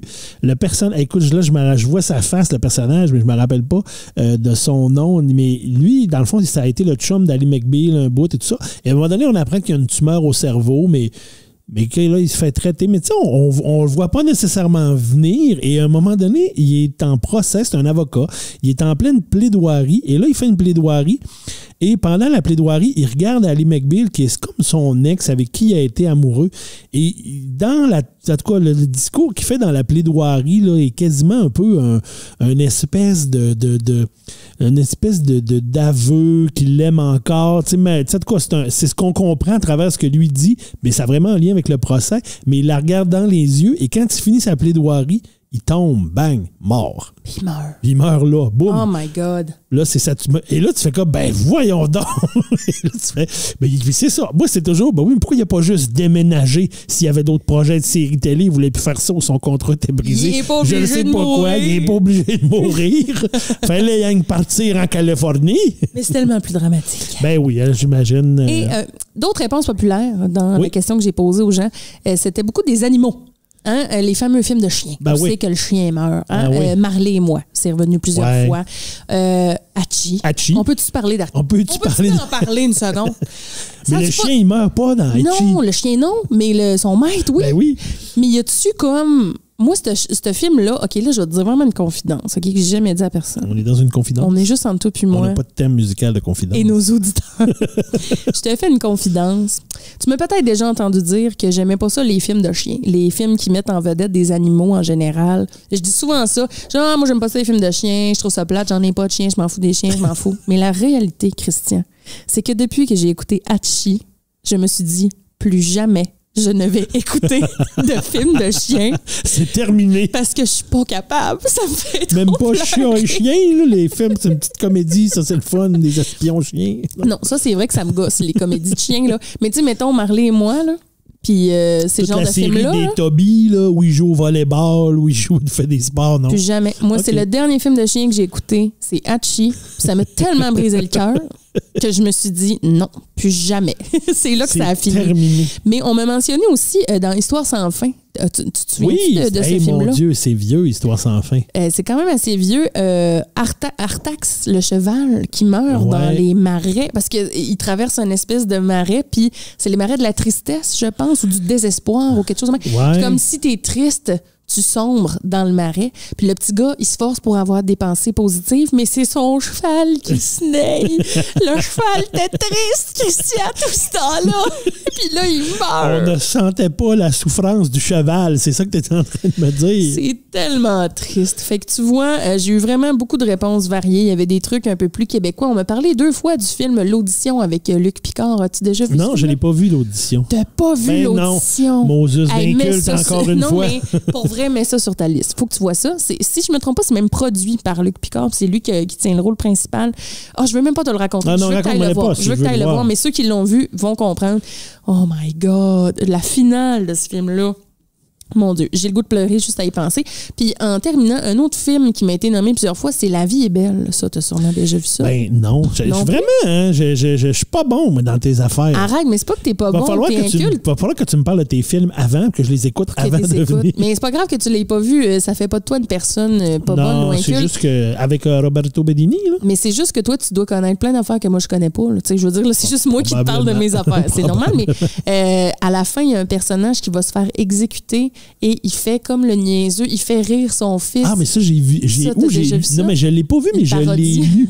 Non, j'ai lu Je pense, en faisant des recherches sur la mort, j'ai lu cette histoire-là, qui faisait des niaiseries comme pour laisser une belle image à son enfant là, qui le voit. Là. Ouais. Oh, c'est beau. Hey, toute cette discussion m'a donné vraiment des frissons. C'est bon. Moi, une que je t'ai pas parlé, mais qui m'a vraiment marqué, c'est dans le film Le Sixième Sens. As-tu vu le film Le Sixième Sens avec Bruce Willis? Certain. Où tu l'écoutes tout le long, puis à la fin, tu fais « Ben voyons donc! Quoi? Il est mort! Il est à mort! Il est à mort tout le long! » Alors ça, moi, c'est un de mes films préférés, et c'est vraiment un film qui m'a marqué, parce que moi, j'aime ça dans ma tête, quand j'écoute un film, je suis tout le temps en train d'essayer de deviner la fin. Là. Moi, je suis mal avenant pour ça. Puis celle-là, je l'ai zéro vu venir. Alors, quand c'est arrivé, j'ai fait « Ah ben, tabarnouche! » Parce que là, maintenant, on en parle, puis tu sais, c'est comme rendu, c'est culte, là, on le sait. Oui, on le sait. C'est un film de 1992-93, genre. Là. Moi, j'ai une anecdote avec ce film-là. J'ai-tu le temps? Je fais ça vite, elle n'est pas longue. Un moment donné, on était en vacances à Québec avec mes parents puis mes sœurs. Puis là, on se loue une chambre d'hôtel.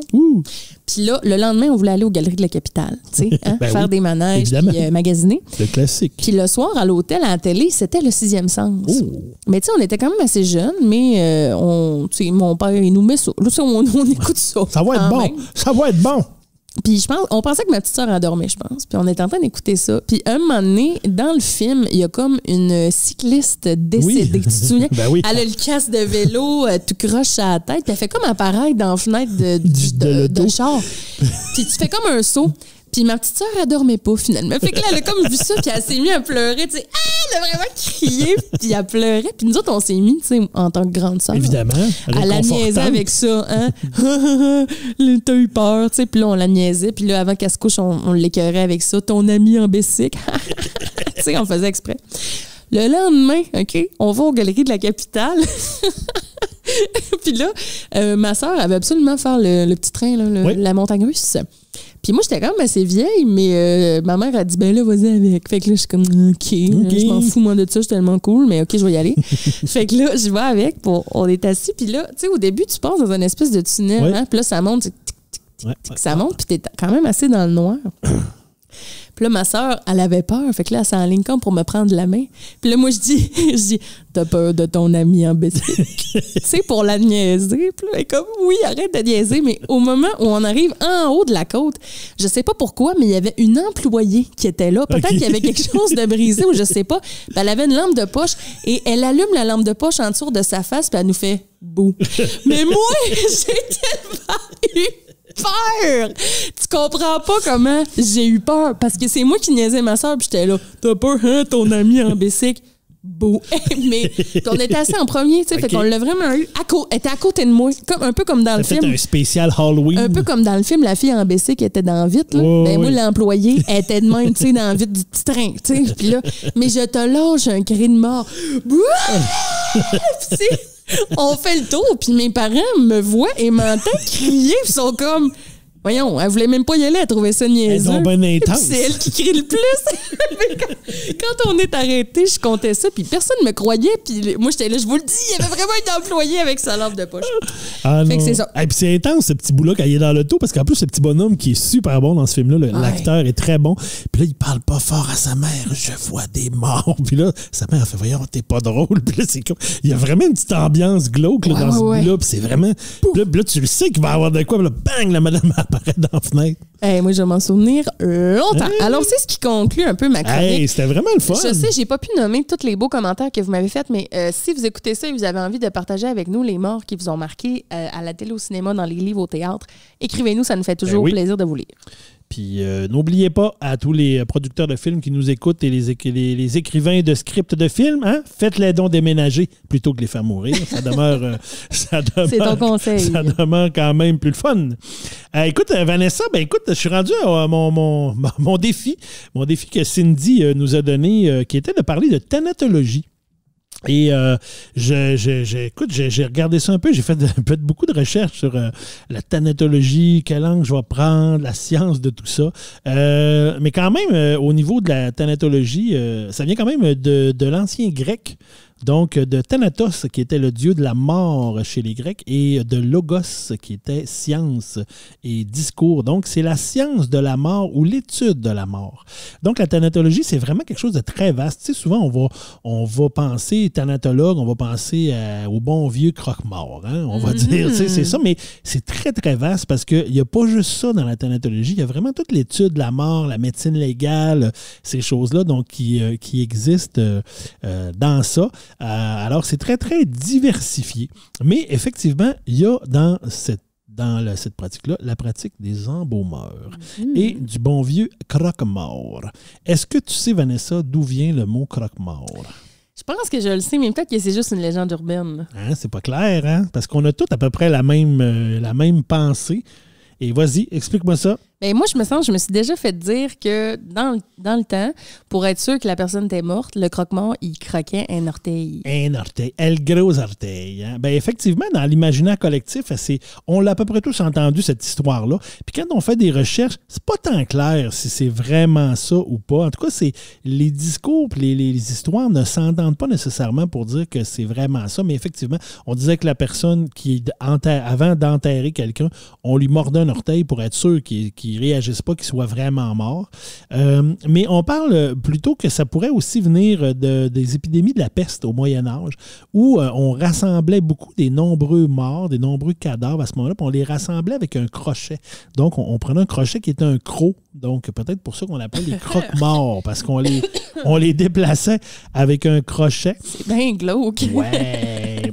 Mais qui viendrait probablement, de toute vraisemblance, là, c'est un mot qui serait apparu en 1788, puis qui proviendrait probablement plus du mot croquer, mais croquer dans le sens de subtiliser, faire disparaître lors de la mise en bière. Donc, la mise en bière, c'était l'opération qu'effectuaient les pompes funèbres là, quand ils plaçaient les corps dans un cercueil avant sa fermeture. Puis la bière, en fait, c'était la civière sous laquelle était placé le corps et qui était enterré avec le mort. Alors, on parle un peu de ça, là, de tout l'aspect subtil, parce que souvent, on parle aussi que les gens, à une certaine époque, allaient voler les bijoux avant de les enterrer, arracher les dents en or avant de les enterrer, mais on les enterrait après, fait que pas personne ne voyait ça. Donc, croquer dans le sens de voler ou de subtiliser. Alors, ça serait, apparemment, dans ce que j'ai lu un petit peu, il serait un peu plus là, l'explication de d'où viendrait croque-mort et non pas nécessairement la légende du croquage de l'orteil. Ben écoute, thanatopracteur, thanatologue, embaumeur, donc c'est tous des termes qui se ressemblent. Et bon, si on regarde au Québec, c'est une technique, hein, c'est une technique qui est donnée au Collège de Rosemont, qui est le seul collège au Québec à donner ça. Il y a maintenant le campus Notre-Dame-de-Foix à Québec qui offre quand même un AEC en conseiller funéraire aux familles, mais vraiment la technique de thanatologie se ferait au Collège Rosemont. 6 sessions, il y a des cours de chimie de thanatologie, de pathologie, d'art restauratif, parce qu'on comprend que la thanatologie est soin de présentation.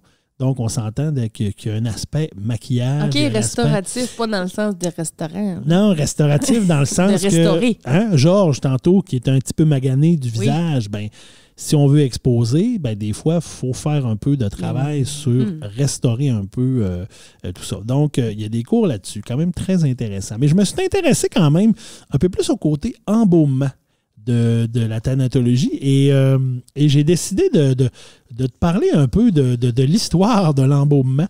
Et ça commence, il y a plusieurs, l'embaumement, en fait, c'est les techniques, hein, c'est l'ensemble des techniques qui visent à conserver un corps d'une personne morte dans un état plus ou moins proche de celui qu'il avait étant vivant.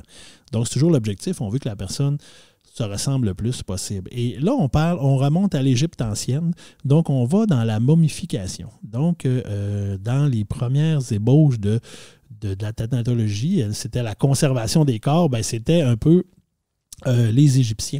Et là, bon, les cœurs sensibles, je ne sais pas si c'était le cœur sensible, oui. peut-être passer vite ce petit bout-là, mais je vous explique un peu la momification à l'époque des Égyptiens. Alors, premièrement, avec un crochet de fer, on retirait le cerveau de la personne, par ses narines. Ah oui, j'ai déjà entendu ça. Oh. Mais comme ça passe pas? Ben, en fait, c'est qu'on on enlevait une bonne partie du cerveau et puis le reste du cerveau, en injectant dans le cerveau des drogues et des choses, on réussissait probablement à le dissoudre le plus possible et après ça, aller le retirer. On faisait une incision le long du flanc, aussi dans le côté du corps, et là, on retirait les viscères, on nettoyait l'abdomen et on le purifiait avec du vin de palme puis avec des aromates broyés. Ah! C'est fun, hein? C'est intéressant. On l'assaisonnait. Oui, on l'assaisonne et on remplissait le ventre après avec de la myrrhe pure broyée, de la cannelle et toute autre substance aromatique qu'ils connaissaient un peu dans ce temps-là, sauf l'encens, qui était réservé pour autre chose. Écoute, ensuite, on salait le corps avec une substance qui s'appelle du natron, donc qui est des carbonates de nitrate, donc un peu comme un genre de sel. On le salait pendant 70 jours. Et c'était bien important de ne pas dépasser le 70 jours. C'était 70 jours pile. Après le 70 jours, on lavait le corps, on l'enveloppait dans des bandelettes de tissu de lin très fin, enduit de gomme. Et après ça, les parents reprenaient le corps, ils faisaient faire un sarcophage là, à l'image humaine, ils mettaient le corps dedans et ils conservaient ça dans une chambre funéraire où il était installé debout contre un mur.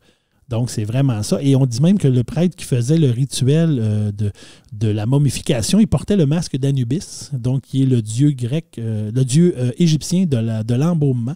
Donc, Anubis, qu'on connaît un peu, là, une tête de chacal. L'espèce de tête de chacal qu'on a déjà vu un petit peu partout comme ça.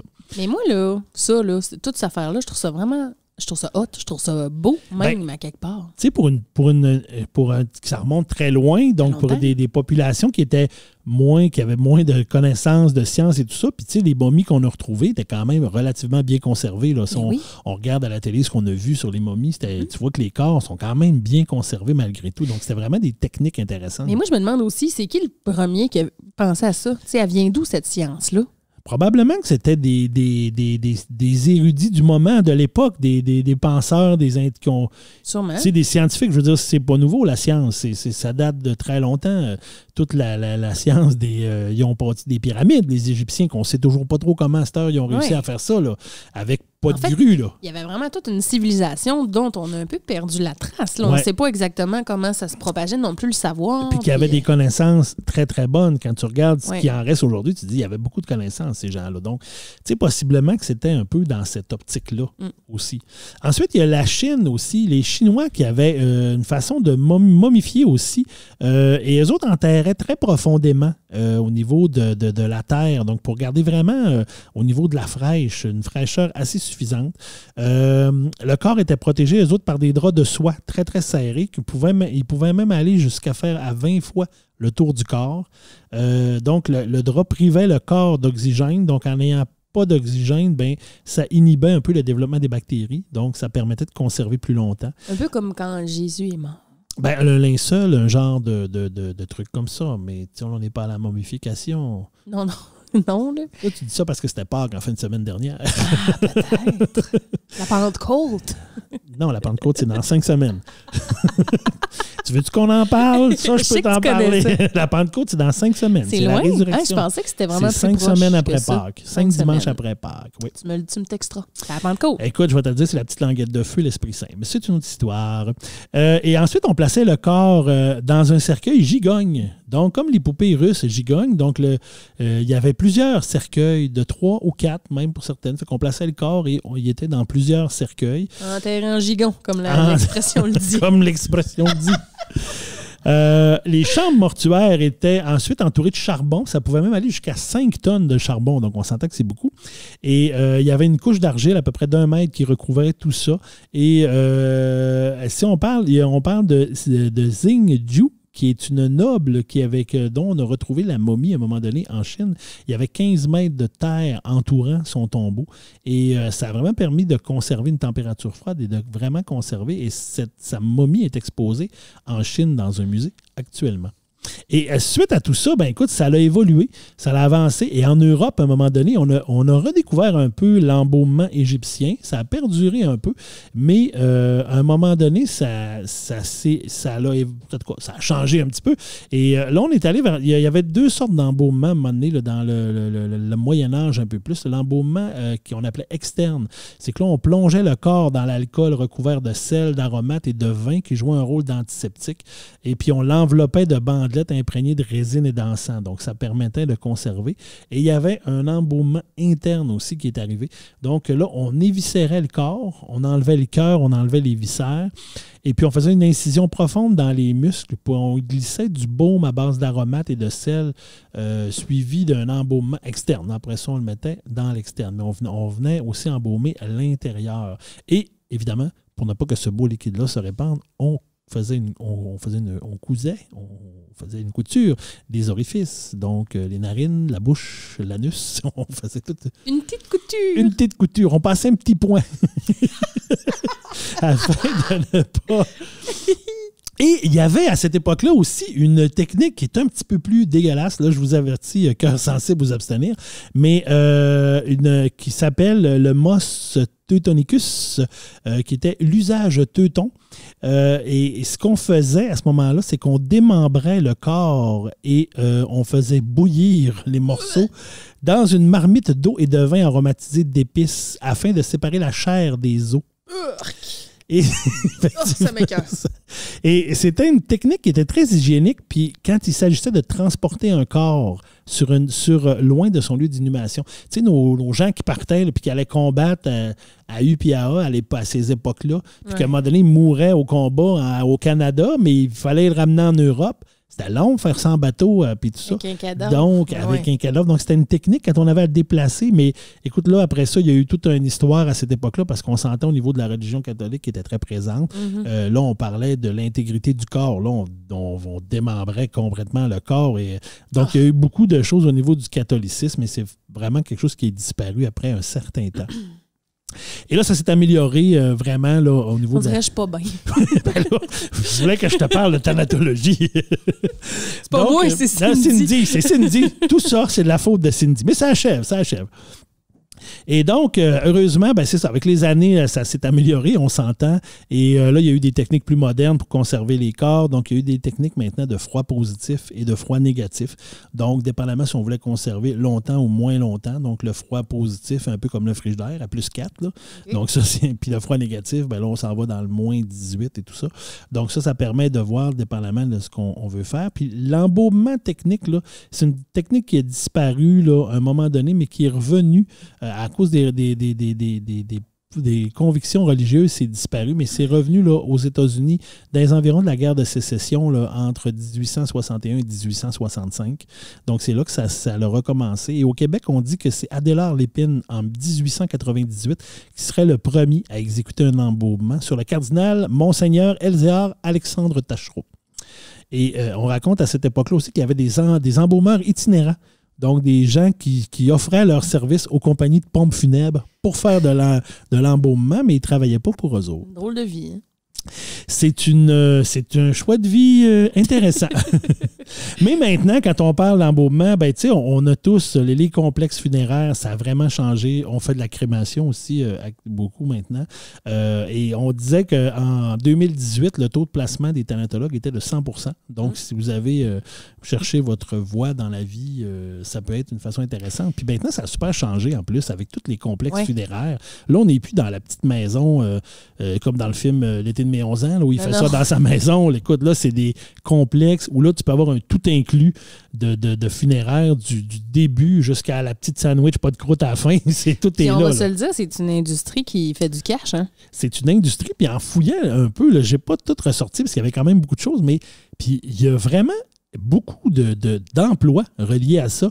J'ai vu des offres d'emploi pour des salons funéraires, genre de préposés au bar-café, accueil, bar-café. Donc vraiment, il y a des gens qui accueillent, il y a vraiment des gens, il y a des gens pour transporter les corps, il y a des gens qui font l'embaumement comme tel, la personne qui est responsable de l'accueil, la personne qui est responsable de tout ce qui est la vente des cercueils ou tout ça, de vraiment... Fait que, il y a vraiment énormément... C'est une industrie... Ouais. Puis lucrative. Probablement lucrative, sûrement d'une façon. Puis actuellement, en plus, avec... Tu sais, puis ça s'est adapté parce qu'avec la pratique de la religion qui est moins grande, ben tu sais, de moins en moins, en tout cas, il y a moins de gens qui, maintenant, tu ne vas pas nécessairement à l'église pour faire les funérailles comme on voyait anciennement. Maintenant, tout peut se faire dans ton complexe funéraire, dans la petite chapelle, avec une certaine cérémonie de ce côté-là. Un tout inclus. C'est un tout inclus, effectivement. Mais moi, là, tu sais, je connais une fille de la Brec, d'où est-ce que je viens, avec qui j'ai fait mon primaire, Sophie Dorval. Je la salue. Bonjour, je me Sophie. doute bien qu'elle n'est pas du tout à l'écoute. Mais elle, en première année du primaire, elle disait à tout le monde qu'elle allait devenir thanatologue. Moi, ça m'avait vraiment marqué. Je savais même pas ce que ça voulait dire. Là. Hey, t'as 7 ans. Puis quand tu l'as cherché, tu fais ben voyons donc. Elle nous l'a dit. Elle dit, moi, je vais être thanatologue, je vais embaumer les morts. Puis là, tout le monde était comme, yeah! Ben, cette fille-là, elle fait ça aujourd'hui. Ben, elle a étudié là-dedans, puis elle travaille là-dedans dans la région. Elle est vraiment devenue thanatologue. Ah, ben écoute. C'est fou, hein? Comment tu peux savoir ça à 7 ans? Ben, je le sais pas. Il doit y avoir quelque chose. Il y a un déclic qui se fait, puis comme n'importe quoi. Il n'y avait pas de personne de sa famille qui faisait ça. Là. C'était pas une industrie. Ben, c'est souvent des industries familiales. Oui, c'est ça. Fait que, ça arrive souvent ici dans le secteur. On le sait. On a les Hébert, qui est une famille qui font ça depuis longtemps. Oui. On a la famille Leclerc aussi, du côté de Saint-Félicien, puis de Dolbeau aussi. Donc, ils sont vraiment. C'est des familles. C'est souvent comme ça que ça se fait. D'ailleurs, moi, j'ai une petite anecdote mini. Tu sais, on parle souvent, parce que là, je vais terminer en vous parlant des croque-morts qui ont du style. Puis moi, il y a longtemps, j'étais quand même pas si jeune que ça, mais à un moment donné, je viens du Saguenay, je suis avec mon père à Place du Royaume au Saguenay, je ne sais pas pourquoi, au magazine. Je suis probablement un adolescent. Et mon père qui connaît plein de monde, à un moment donné, il arrête. Et il y a quelqu'un qui voit, puis là, il parle. Puis là, moi, je regarde la personne que je ne connais pas. Il me le présente, puis ça, je ne connais pas. Puis, mais tu sais, je le regarde, le monsieur, puis je fais, hey, tabarnouche, hein? Le chapeau de forme, le paletot habillé en noir, pas beaucoup de cheveux. Puis là, je fais comme, mon Dieu, on dirait un croque-mort. Puis là, tout le long, fait qu'à la fin, quand mon père, il parle, il dit, hey, tu sais, c'est monsieur Arcan, c'est le croque-mort de Saint-Félicien. Fait que là, c'est comme, ben, je suis pas surpris parce qu'il y avait vraiment ça me faisait rire parce que j'ai vraiment. Écoute, il y avait le stéréotype du croque-mort qu'on voit, le chapeau, le paletot un peu noir, très sérieux, il manquait pas de cheveux beaucoup. Fait que là, c'était comme. C'est drôle, tu me dis ça, Pan, puis je suis pas surpris. On dirait que dans ma tête, c'est l'image que je voyais, c'était ça. Alors, c'était mon anecdote sur M. Arcan, qui maintenant n'est plus en vie, mais maintenant... C'est ça, imagine, quand le croque-mort meurt. Qu'est-ce qu'on fait quand le croque-mort meurt? Il y a une chanson des Denis Drolet qui dit ça, justement. C'est-tu la chanson? Attends un peu. Faut que je me rappelle. Je pense que c'est-tu Hip de Hip? Mais en tout cas, c'est une chanson sur plein d'affaires. Puis là, ça dit quand tes parents meurent, puis c'est toi Lambeau meurt. Ah oui! Fait que tu sais, c'est ça. C'est chante notre petit refrain hip de hip, ça va te faire rire. Okay. Et tout le long de la toune, ils disent des niaiseries. Bien, effectivement, ça, c'est une affaire. Écoute, je termine en disant, ben, tu sais, j'ai trouvé quand même des croque-morts qui ont du style. Donc, effectivement, il y avait un John Hislop où on voit des photos. Je mettrai les photos sur le Facebook que j'ai trouvé en 1902. Donc, vraiment, le classique, le haut de forme, le grand paletot noir. Et lui, il y avait une espèce de... Son corbillard, c'était une espèce de chariot à chevaux, mais avec beaucoup de classe. Il y avait des beaux chevaux qui traînaient ça. Donc, c'était vraiment dans l'image de ça. À Singapour, un couple d'embaumeurs, un couple de gens, de thanatologues, et eux autres se sont mariés et on voit certaines photos de leurs noces où ils sont assis sur un croque-mort. Sur un croque-mort. Ils sont assis sur un cercueil. Okay. Je m'excuse. Mais là, ils ont pris des photos de noces. Tu sais, les deux vivent de ça. Et tu sais, puis des photos vraiment qui ont du style. Donc, très intéressant. Caitlin Doughty, qui est une Américaine dans la trentaine, qui, elle, est embaumeur aussi, croque-mort, qui est une star sur YouTube, puis qui a écrit un livre qui s'appelle « Chronique de mon crématorium ». Puis elle, son idée, c'est de faire comprendre que la mort, c'est pas un sujet tabou. Et je suis allé voir un petit peu sur Facebook, pas sur Facebook, sur YouTube. Allez voir ça un peu, tapez son nom, Caitlin Doughty. J'en mettrai peut-être un extrait ou deux. Et c'est vraiment, elle fait des espèces de vidéos où, une vidéo qui s'appelle « Fermer la bouche après la mort ». Donc, comment fermer la bouche après la mort.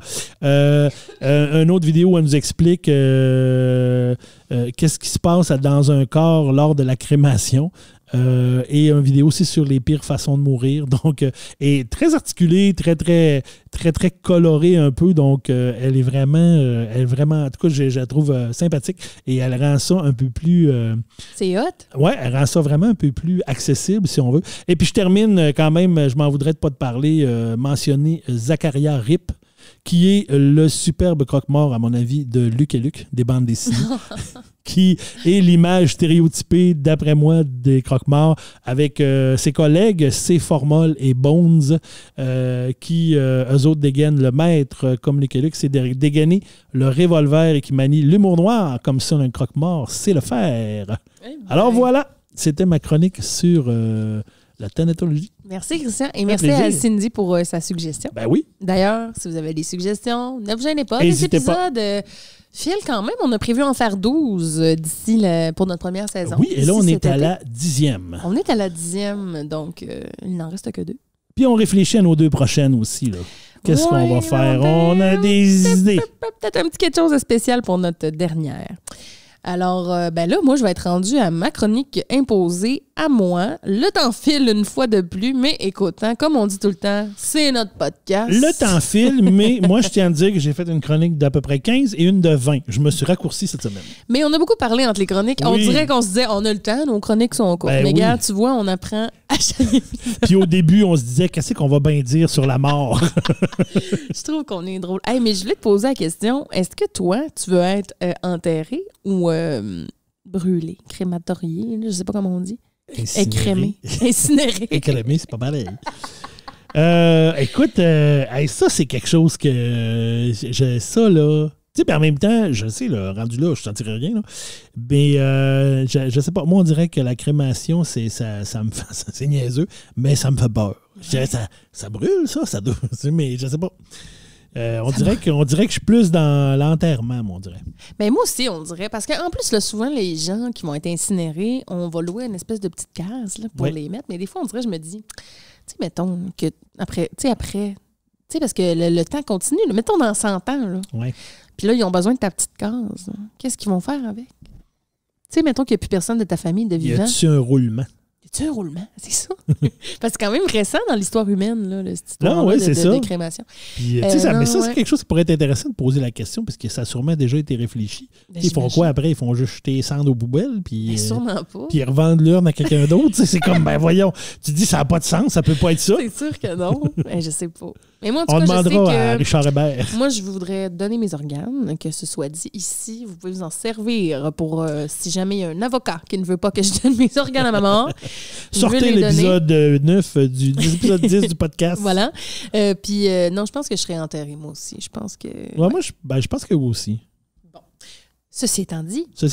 une grande question qui demeure, un mystère de l'humanité, probablement le plus grand mystère de l'humanité.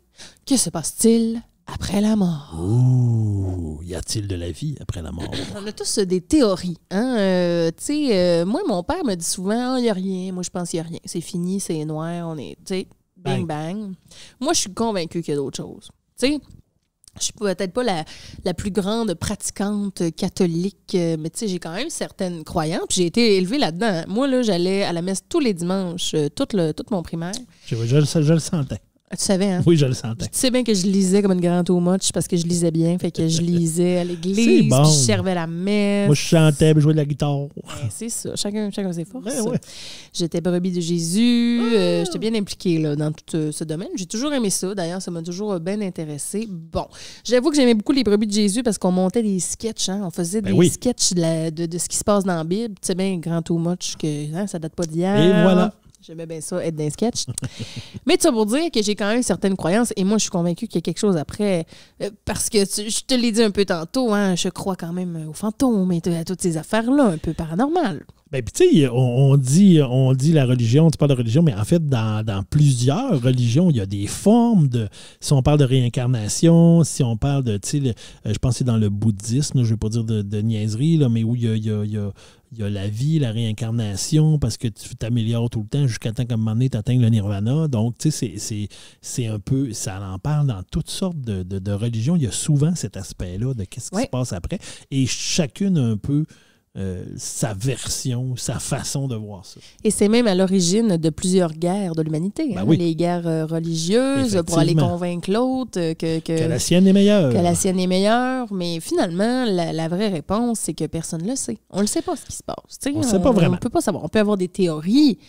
Mais il y a une chose en commun quand même. Il y a plusieurs personnes dans le monde qui ont déjà passé proche de mourir, qui ont vécu des expériences de mort imminente qu'on appelle les EMI en français. Il y a aussi les Near Death Experience. Yes. En anglais, il y a même une série sur Netflix qui est basée là-dessus, là, The OA. C'est excellent, j'ai adoré ça. Ah, The OA? Ouais. Des OA, c'est une affaire vraiment très flyée. Là. Okay. C'est un monsieur qui capture des personnes dans le but de leur faire vivre des expériences proches de la mort. Puis après ça, il prend ça en note, qu'est-ce qu'ils ont vécu. Mais tu sais qu'il y a quand même des scientifiques, plusieurs scientifiques encore actuellement à ce jour dans différents pays du monde, qui se penchent sur la question « Que se passe-t-il quand on meurt? » Et il y a des études qui ont été menées et on a même créé une échelle pour calculer si on a vraiment vécu une véritable expérience de mort imminente. Ça a été créé, on appelle ça l'échelle de Grayson, qui est le scientifique derrière cette échelle-là, parce qu'à la suite d'une large étude, en fait, c'est une espèce de conventum qui arrive chaque année où plusieurs scientifiques qui étudient ça se rejoignent et mettent ensemble leurs résultats.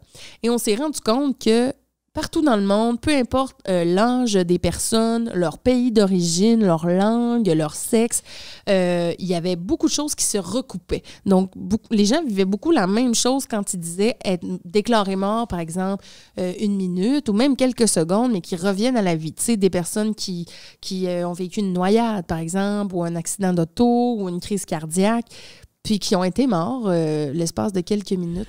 Ben, c'est vrai que souvent, ce qu'on entend, c'est qu'il y a des choses qui se ressemblent. Tu sais, genre, je me suivais à l'hôpital, je flottais comme au-dessus de la pièce, je voyais les médecins qui essayaient de me soigner. Tout ça, c'est des choses qu'on entend souvent. Le fameux tunnel. Hein, le fameux tunnel avec la lumière, oui. Fait que l'échelle de Grayson réunit toutes sortes d'affaires qui ont été recoupées à travers les années et ça te donne une espèce de score. Et si tu as 7 ou plus, tu peux dire que tu as vécu une véritable expérience de mort imminente. Oh.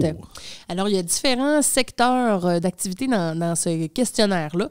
D'abord, le secteur cognitif. Alors, la première question, c'est est-ce que le temps semblait s'accélérer ou se ralentir? Parce qu'on aurait remarqué que les personnes qui passent proche de mourir disent souvent que le temps soit s'arrête ou que tout semble arriver en même temps. Que, comme s'il y avait quelque chose dans la temporalité qui change. Donc, je vais t'expliquer un peu comment le questionnaire fonctionne aussi. Il y a des points qui sont attribués selon tes réponses. Donc, la première réponse, c'est non. Donc, tu as 0 point. La deuxième, c'est oui, le temps semblait passer plus vite ou moins vite que d'habitude. Tu as 1 point. Ou 2, oui, tout semblait se produire en même temps. Le temps était arrêté ou le temps avait perdu toute signification. Là, tu as 2 points là, à ce moment-là pour cette réponse-là. Donc, je vais souvent te parler des réponses celles qui donnent 2 points là, pour dire vraiment que tu as vécu l'expérience. Ensuite, est-ce que tes pensées étaient accélérées? Oui, mes pensées étaient incroyablement plus rapides. Comme si quand on mourait, puis tu sais, on dit souvent, on entend souvent l'expression « ma vie a défilé devant mes yeux ». Il y a plusieurs personnes qui ont témoigné qu'en passant proche de la mort, c'est comme si en 1 seconde, ils revoyaient leur vie au complet devant leurs yeux. Donc, quand on parle de vitesse de pensée, c'est ça. Est-ce que, justement, des scènes de passé vous sont revenues? Oui, j'ai tout revu ma vie devant mes yeux. Est-ce que vous savez sembler soudainement tout comprendre? Oui, je comprenais tout sur l'univers. Comme si, quand on mourait, d'un coup sec, on comprenait tout. Toutes les secrets. OK, c'est ça. C'est le même que ça marchait. C'est ça, c'est comme exact. Mais quand ils reviennent, ils s'en rappellent. Ils s'en rappellent pas. Ouais, non, c'est ça qui est plate. Ensuite, il y avait le volet plus affectif. Est-ce que vous avez ressenti un sentiment de paix ou de bien-être? Ça revient quand même souvent. Oui, un sentiment de paix incroyable. Tu sais, des fois, moi, j'ai une de mes amies au secondaire qui avait failli se noyer quand elle était très jeune. Elle avait 4 ou 5 ans, mais elle s'en rappelait vraiment bien. Puis, ce qu'elle se rappelait le plus, c'est à quel point elle était bien. Comme si, à un moment donné, elle avait essayé de se débattre, mais à un moment donné, elle avait eu une espèce de laisser-aller, puis elle était tellement bien qu'elle ne voulait même pas que les gens viennent la sauver. Oui, bien c'est ça, je me dis, hein, ça doit être toute une étape, en quelque part, dans la mort où justement, quand tu réalises probablement que c'est là, puis c'est inévitable, j'imagine que tu dois te sentir bien là-dessus. Ça doit venir probablement de ça, je suppose. Oui, un grand sentiment de bien-être et souvent, ça vient aussi avec une certaine lumière. Étiez-vous entouré par une lumière brillante? Oui, une lumière d'origine mystique ou non terrestre. Donc, une grande lumière, la fameuse lumière au bout du tunnel. La fameuse lumière. Ensuite, il y a le côté plus paranormal. Est-ce que les sensations étaient plus intenses que d'habitude? Oui, incroyablement plus intenses. Sembliez-vous conscient de choses se déroulant ailleurs, comme des expériences extrasensorielles? Oui, et j'ai vérifié, les faits ont été vérifiés. C'est-à-dire, comme tu l'as dit tantôt un peu, je voyais mon corps, je voyais le médecin qui essayait de me sauver. Les gens vont rapporter des affaires que tu fais comme, OK, c'était ça qui est arrivé, là. Oui, c'est ça. C'est ça. Fait que c'est pas oui, je me voyais, puis là, ils racontent à peu près n'importe quoi. C'est les choses qu'ils disent, c'est précis. C'est oui, je me voyais et telle personne était là et elle a dit ça et telle personne a fait ça. Puis là, tu le racontes, puis les gens sont comme, oh mon Dieu, oui, c'est vraiment ça qui est arrivé. C'est ça qui est freakant un peu. C'est qu'on ne sait pas, la science. On n'est pas capable de l'expliquer. Il y a beaucoup d'études là-dessus. Il se passe beaucoup de choses. En même temps, tu te dis, Colin, c'est vrai. As-tu déjà vu le film Et si le ciel existe? Non. Non. Tu vois, c'est moi l'inculte. Non, mais ça, c'est un film qui passe souvent le dimanche matin. C'est un film, c'est quand même de 2014, mais c'est vraiment une histoire vraie. Basé sur des faits vrais, mais c'est un petit bonhomme, là, il n'est pas vieux, un beau petit blond aux yeux bleus, 4-5 ans, qui a vraiment eu une espèce d'expérience de mort imminente aussi, comme ça, dans le film. Et son père est un pasteur baptiste, je pense que c'est un pasteur aux États-Unis. Et vraiment, quand le petit bonhomme revient, il raconte plein de choses, beaucoup à son père, qui lui, ça trouble beaucoup ses croyances. Et vraiment, à travers tout ça, puis au début même, ça met beaucoup de friction parce que la mère a dit, voyons, elle ne croit pas, mais jusqu'à un moment donné dans le film où le petit bonhomme dit quelque chose à sa mère concernant, je crois, une enfant qu'elle a eue, mais qu'elle a perdu mort-née. Puis il raconte des choses que... Mais tu sais, c'est dans le film, mais c'est vraiment basé sur des faits vécus. Fait que c'est ça qui est troublant un peu parce que, écoute, c'est vraiment un beau film. Et si le ciel existe, c'est vraiment un beau film. Le petit bonhomme est très beau. Puis c'est vraiment toute cet aspect-là du pasteur que lui, il croit à son petit bonhomme, mais qu'il n'est pas cru, puis que là, lui, il est pasteur en plus, il fait ses sermons, puis il essaye mais avec toute cette dynamique-là. Mais très bon film aussi sur ça, puis c'est troublant parce que tu dis toujours, c'est basé sur des faits vécus. Donc, puis à la fin, tu vois les images du vrai petit bonhomme là, qui explique qu'il est rendu à 20 ans, il est rendu à 6. Puis lui, il y a vraiment des visions, il y a vraiment des visions claires de ce qui s'est passé dans ça. Puis non, c'est vraiment... puis en même temps, dans le film, tu vois, à un moment donné, parce que le père, il dit souvent à son père qu'il a vu Jésus. Puis, tu sais, puis en même temps, est-ce que c'est basé sur les croyances parce que son père est pasteur au niveau de la religion? Fait qu'il dit qu'il a vu Jésus, puis tout ça, puis des fois, son père, il demande à quoi il ressemble, tout ça. Mais à la fin du film, et tu vois qu'il voit un reportage sur une fille, je pense que c'est une japonaise, mais une autre petite fille qui a vécu un peu la même chose, et elle fait de la peinture. Et à un moment donné, elle peinture le visage qu'elle a vu dans son expérience, et le petit bonhomme le voit, puis il dit à son père, c'est lui que j'ai vu.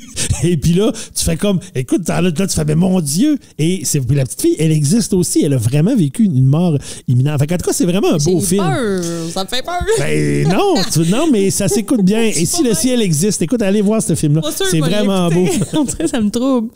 Bon, je suis vraiment... Je m'excuse, je m'excuse, je t'ai interrompu. Non, c'est pas grave, c'est juste que je me remets de mes émotions. On dirait que ça me fait peur.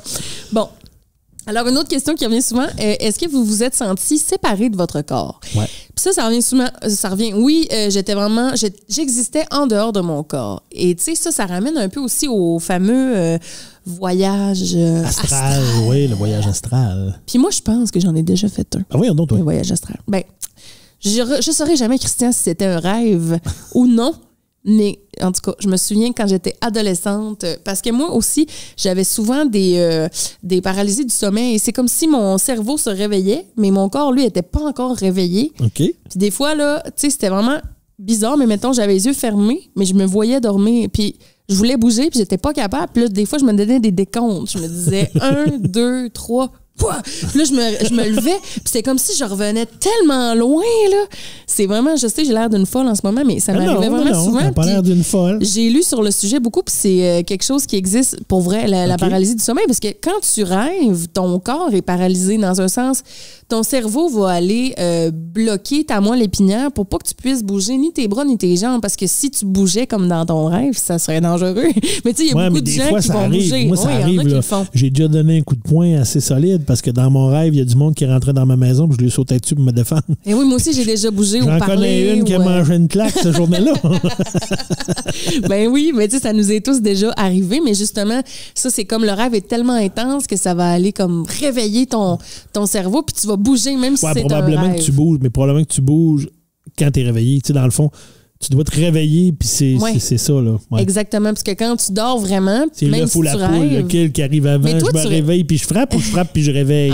C'est ça. Mais toi, tu rêves-tu beaucoup? Je rêve pas mal. Ces temps-ci, je rêve beaucoup. J'ai eu une période, il n'y a pas longtemps, où je rêvais des affaires vraiment bizarres. Puis ça, c'est quelque chose que j'ai vraiment de la misère à m'expliquer. Des fois, je me couchais bien correct, puis le lendemain, je me réveillais, puis je disais, tabarnouche, j'ai donc bien rêvé des affaires bizarres. Hey, moi aussi, là. Des histoires qui se peuvent pas. Puis moi, je m'en rappelle tellement avec détail. Là, ça gosse vraiment les gens, d'ailleurs. Moi, ma mère, ça la gossait tellement. Là, parce que des fois, je me levais là, pour déjeuner, puis j'étais comme, oh mon Dieu, j'ai rêvé que j'étais dans un parc d'attractions. Puis là, tu sais, je décollais sur une espèce de grand rêve de 10 minutes.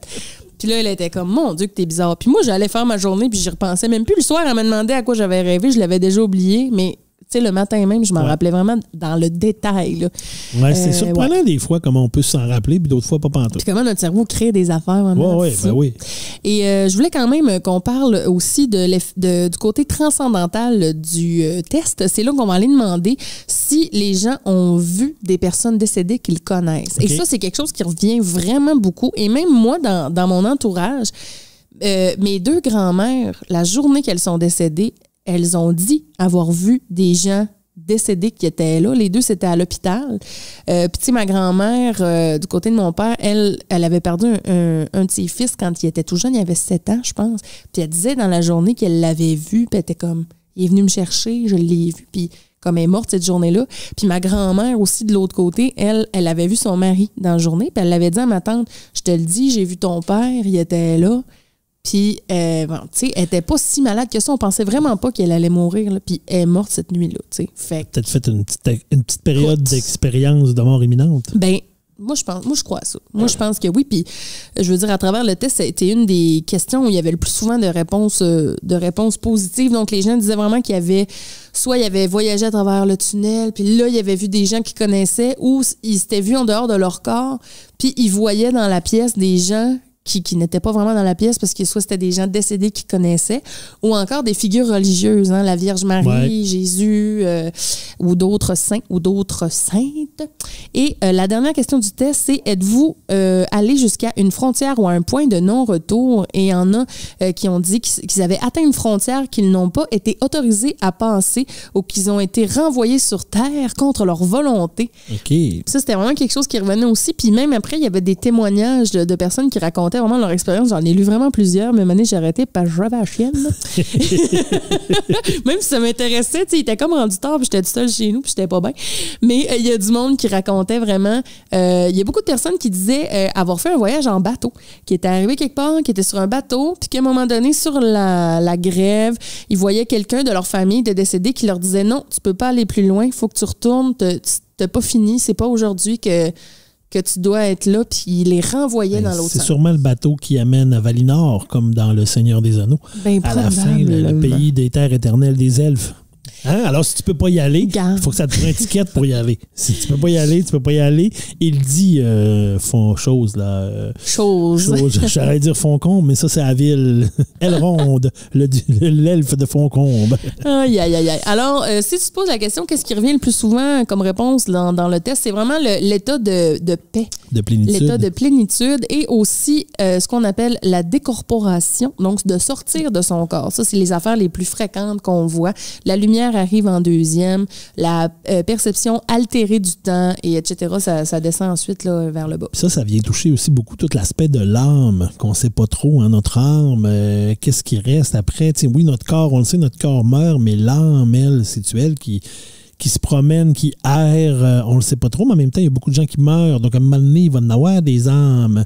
C'est un peu mais ça. Mais moi, je pense... OK, là, je te dis ma théorie. Écoute, on jase. On jase. Je sais qu'on est passé le temps, mais ça me dérange pas. C'est trop intéressant. Il n'y a pas de temps. Il n'y en a pas de temps. Mais je ne ferai pas ça. On ne dira pas 2h30, là. Non. Mais moi, je pense que quand on meurt, notre âme retourne dans... Je sais pas c'est où, là, si tu vraiment dans le ciel ou... tu sais, mais je pense que notre âme retrouve cette autre dimension-là. Tiens, je vais appeler ça une autre dimension. Puis je pense que fondamentalement, on est tous une âme qui a déjà vécu d'autres vies. Moi, je pense vraiment qu'on a déjà vécu d'autres affaires en tant qu'âme. On a peut-être la même personnalité que quelqu'un qui était là, v'là 100 ans, qui est venu vivre quelque chose v'là 100 ans, qui a appris de cette vie-là, puis là, qui revient dans une nouvelle vie pour apprendre plus. Puis à un moment donné, tu dois atteindre un état où tu as appris ce que tu avais à apprendre, puis tu deviens un ange. On dirait que tu décris l'évolution vers le nirvana de la religion, si je me crois bien. En tout cas, je ne veux pas me mêler. Le style taoïsme ou le bouddhisme. En tout cas, mais c'est ça, parce que c'est... L'hindouisme. L'hindouisme, en tout cas, c'est une de ces religions-là où c'est ça, dans le fond, c'est que les gens reviennent, s'améliorent jusqu'à atteindre le point ultime où là, ils atteignent le nirvana. Et là, tu deviens... Jésus un ange, mais tu sais, je sais pas, autre chose. Là, tu passes l'autre bord. On dit un ange parce que c'est notre culture judéo-chrétienne qui nous dit ça, là, mais écoute... tu pourras devenir un petit Bouddha, là, je sais pas. Là. Mais moi, je pense aussi que quand le bout, tout ce qu'on est dans cette dimension, on peut quand même savoir ce qui se passe sur Terre. Parce que, comme je te disais tantôt, on dirait que je suis vraiment vulnérable. Je me mets vraiment à nu avec mes grandes croyances. Là, je vais me faire ramasser. Mais.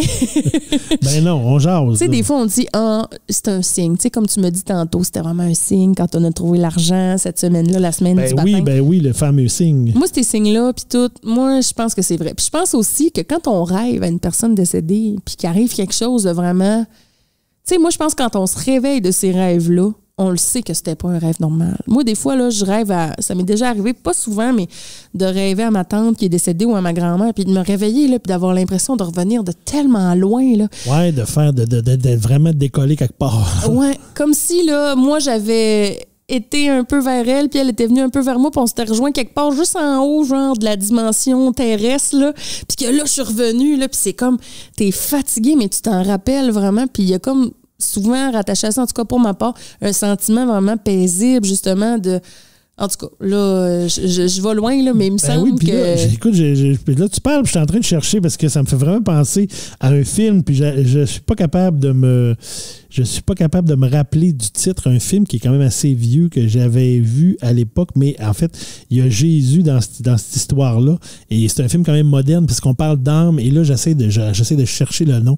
Je vais essayer de le trouver. Si je le trouve pas d'ici, je le mettrai peut-être, je le trouve, mais en fait, c'est ça, à la fin, la femme est enceinte et ça va pas bien au niveau de son accouchement, et lui arrive. Et là, j'ai la gouve dans la tête, mais je suis pas sûr que c'est le mot, mais c'est comme le réservoir des anges, et lui vient parler à cette femme-là. Puis la femme, dans le fond, elle échange son âme, en fait, si elle veut, elle donne son âme pour que son enfant puisse vivre. Fait qu'elle, elle va mourir, la madame, mais le bébé vient au monde, finalement. Mais écoute, c'est un film vraiment... Tu sais, c'est limite, c'est pas un film d'horreur, mais tu sais, c'est une espèce de Jésus un peu terne. Tu sais, beau bonhomme aux yeux bleus, l'acteur, mais un peu terne. Mais ça se passe dans la vie moderne, là. Mais écoute, il faudrait que j'essaye de retrouver le titre du film. Il ne me revient pas, mais c'est vraiment un film intéressant aussi là, par rapport à tout ça, là, ces croyances-là, puis les larmes et tout ça de ce qui se passe. Moi, vous trouvez ça? Et moi, là, je veux vraiment que tu nous trouves de un, mais aussi, je veux dire que tout de ce dont on parle en ce moment, ça me passionne, mais ça m'intéresse tellement. Je trouve ça tellement le fun de parler de ça, puis en même temps, ça me fait tellement peur. Je sais que je vais être chez nous tantôt, puis je vais être comme, j'ai peur. Je suis pas bien. tu vas me texter, puis tu vas dire, je suis pas bien. Là. Au secours. Mais je trouve ça vraiment intéressant, par contre. J'aime ça parler de ces affaires-là. J'ai un petit côté très, très...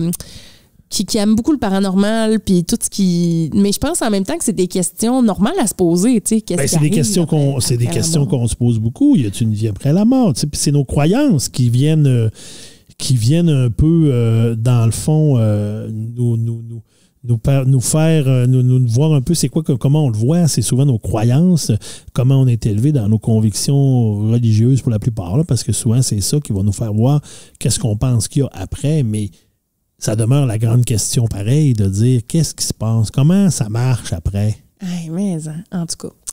Bref, ça m'a fait vraiment plaisir de partager ça avec toi et merci à tous ceux qui nous ont proposé de parler de la mort. Finalement, ça nous a fait un épisode vraiment intéressant. Ça nous a fait quand même un épisode... Quasiment 2 heures encore une fois. Encore une fois. Hein, nous qui s'était dit qu'on se ramenait à 1 heure. En tout cas, moi, je me suis ramené. En tout cas, peut-être que c'est plus de ma faute cette fois-là, mais je l'assume complètement. Écoute, c'est un sujet passionnant. Puis si vous avez envie de nous partager vos théories, pourquoi pas, vous pouvez le faire soit par courriel aux discussionnaïves@gmail.com, en privé sur notre page Facebook ou en public, si le cœur vous en dit, en commentant en dessous de l'épisode lorsqu'il sera disponible. Et on vous disait tantôt, il nous reste 2 épisodes à notre première saison, si on veut. Donc, on est en train de réfléchir à tout ça. Qu'est-ce qu'on va faire dans nos 2 dernières? On commence à avoir une bonne idée, puis peut-être un petit quelque chose de spécial pour la dernière. On est là-dessus de voir la faisabilité de si ça peut se faire et dans le comment. Mais écoute, on va vous tenez-vous au courant sur notre page. On devrait vous parler de ça. Christian, encore une fois, ça a été vraiment un bonheur de faire ça avec toi. Ben oui, ça faisait longtemps qu'on ne l'avait pas fait, alors c'est toujours très agréable de se voir et de discuter naïvement. Et on remercie la Télé du Haut-du-Lac, Maude pour les dessins, Cédric Cadorette-Martel pour notre jingle. Et vous, d'être à l'écoute, d'être nombreux à nous parler de notre podcast, ça nous fait toujours plaisir. Oui, parce qu'il y a beaucoup de gens qui nous en parlent, alors continuez de nous en parler, ça nous fait du bien de savoir que vous nous écoutez. Ce balado est produit en collaboration avec la Télé du Haut-du-Lac.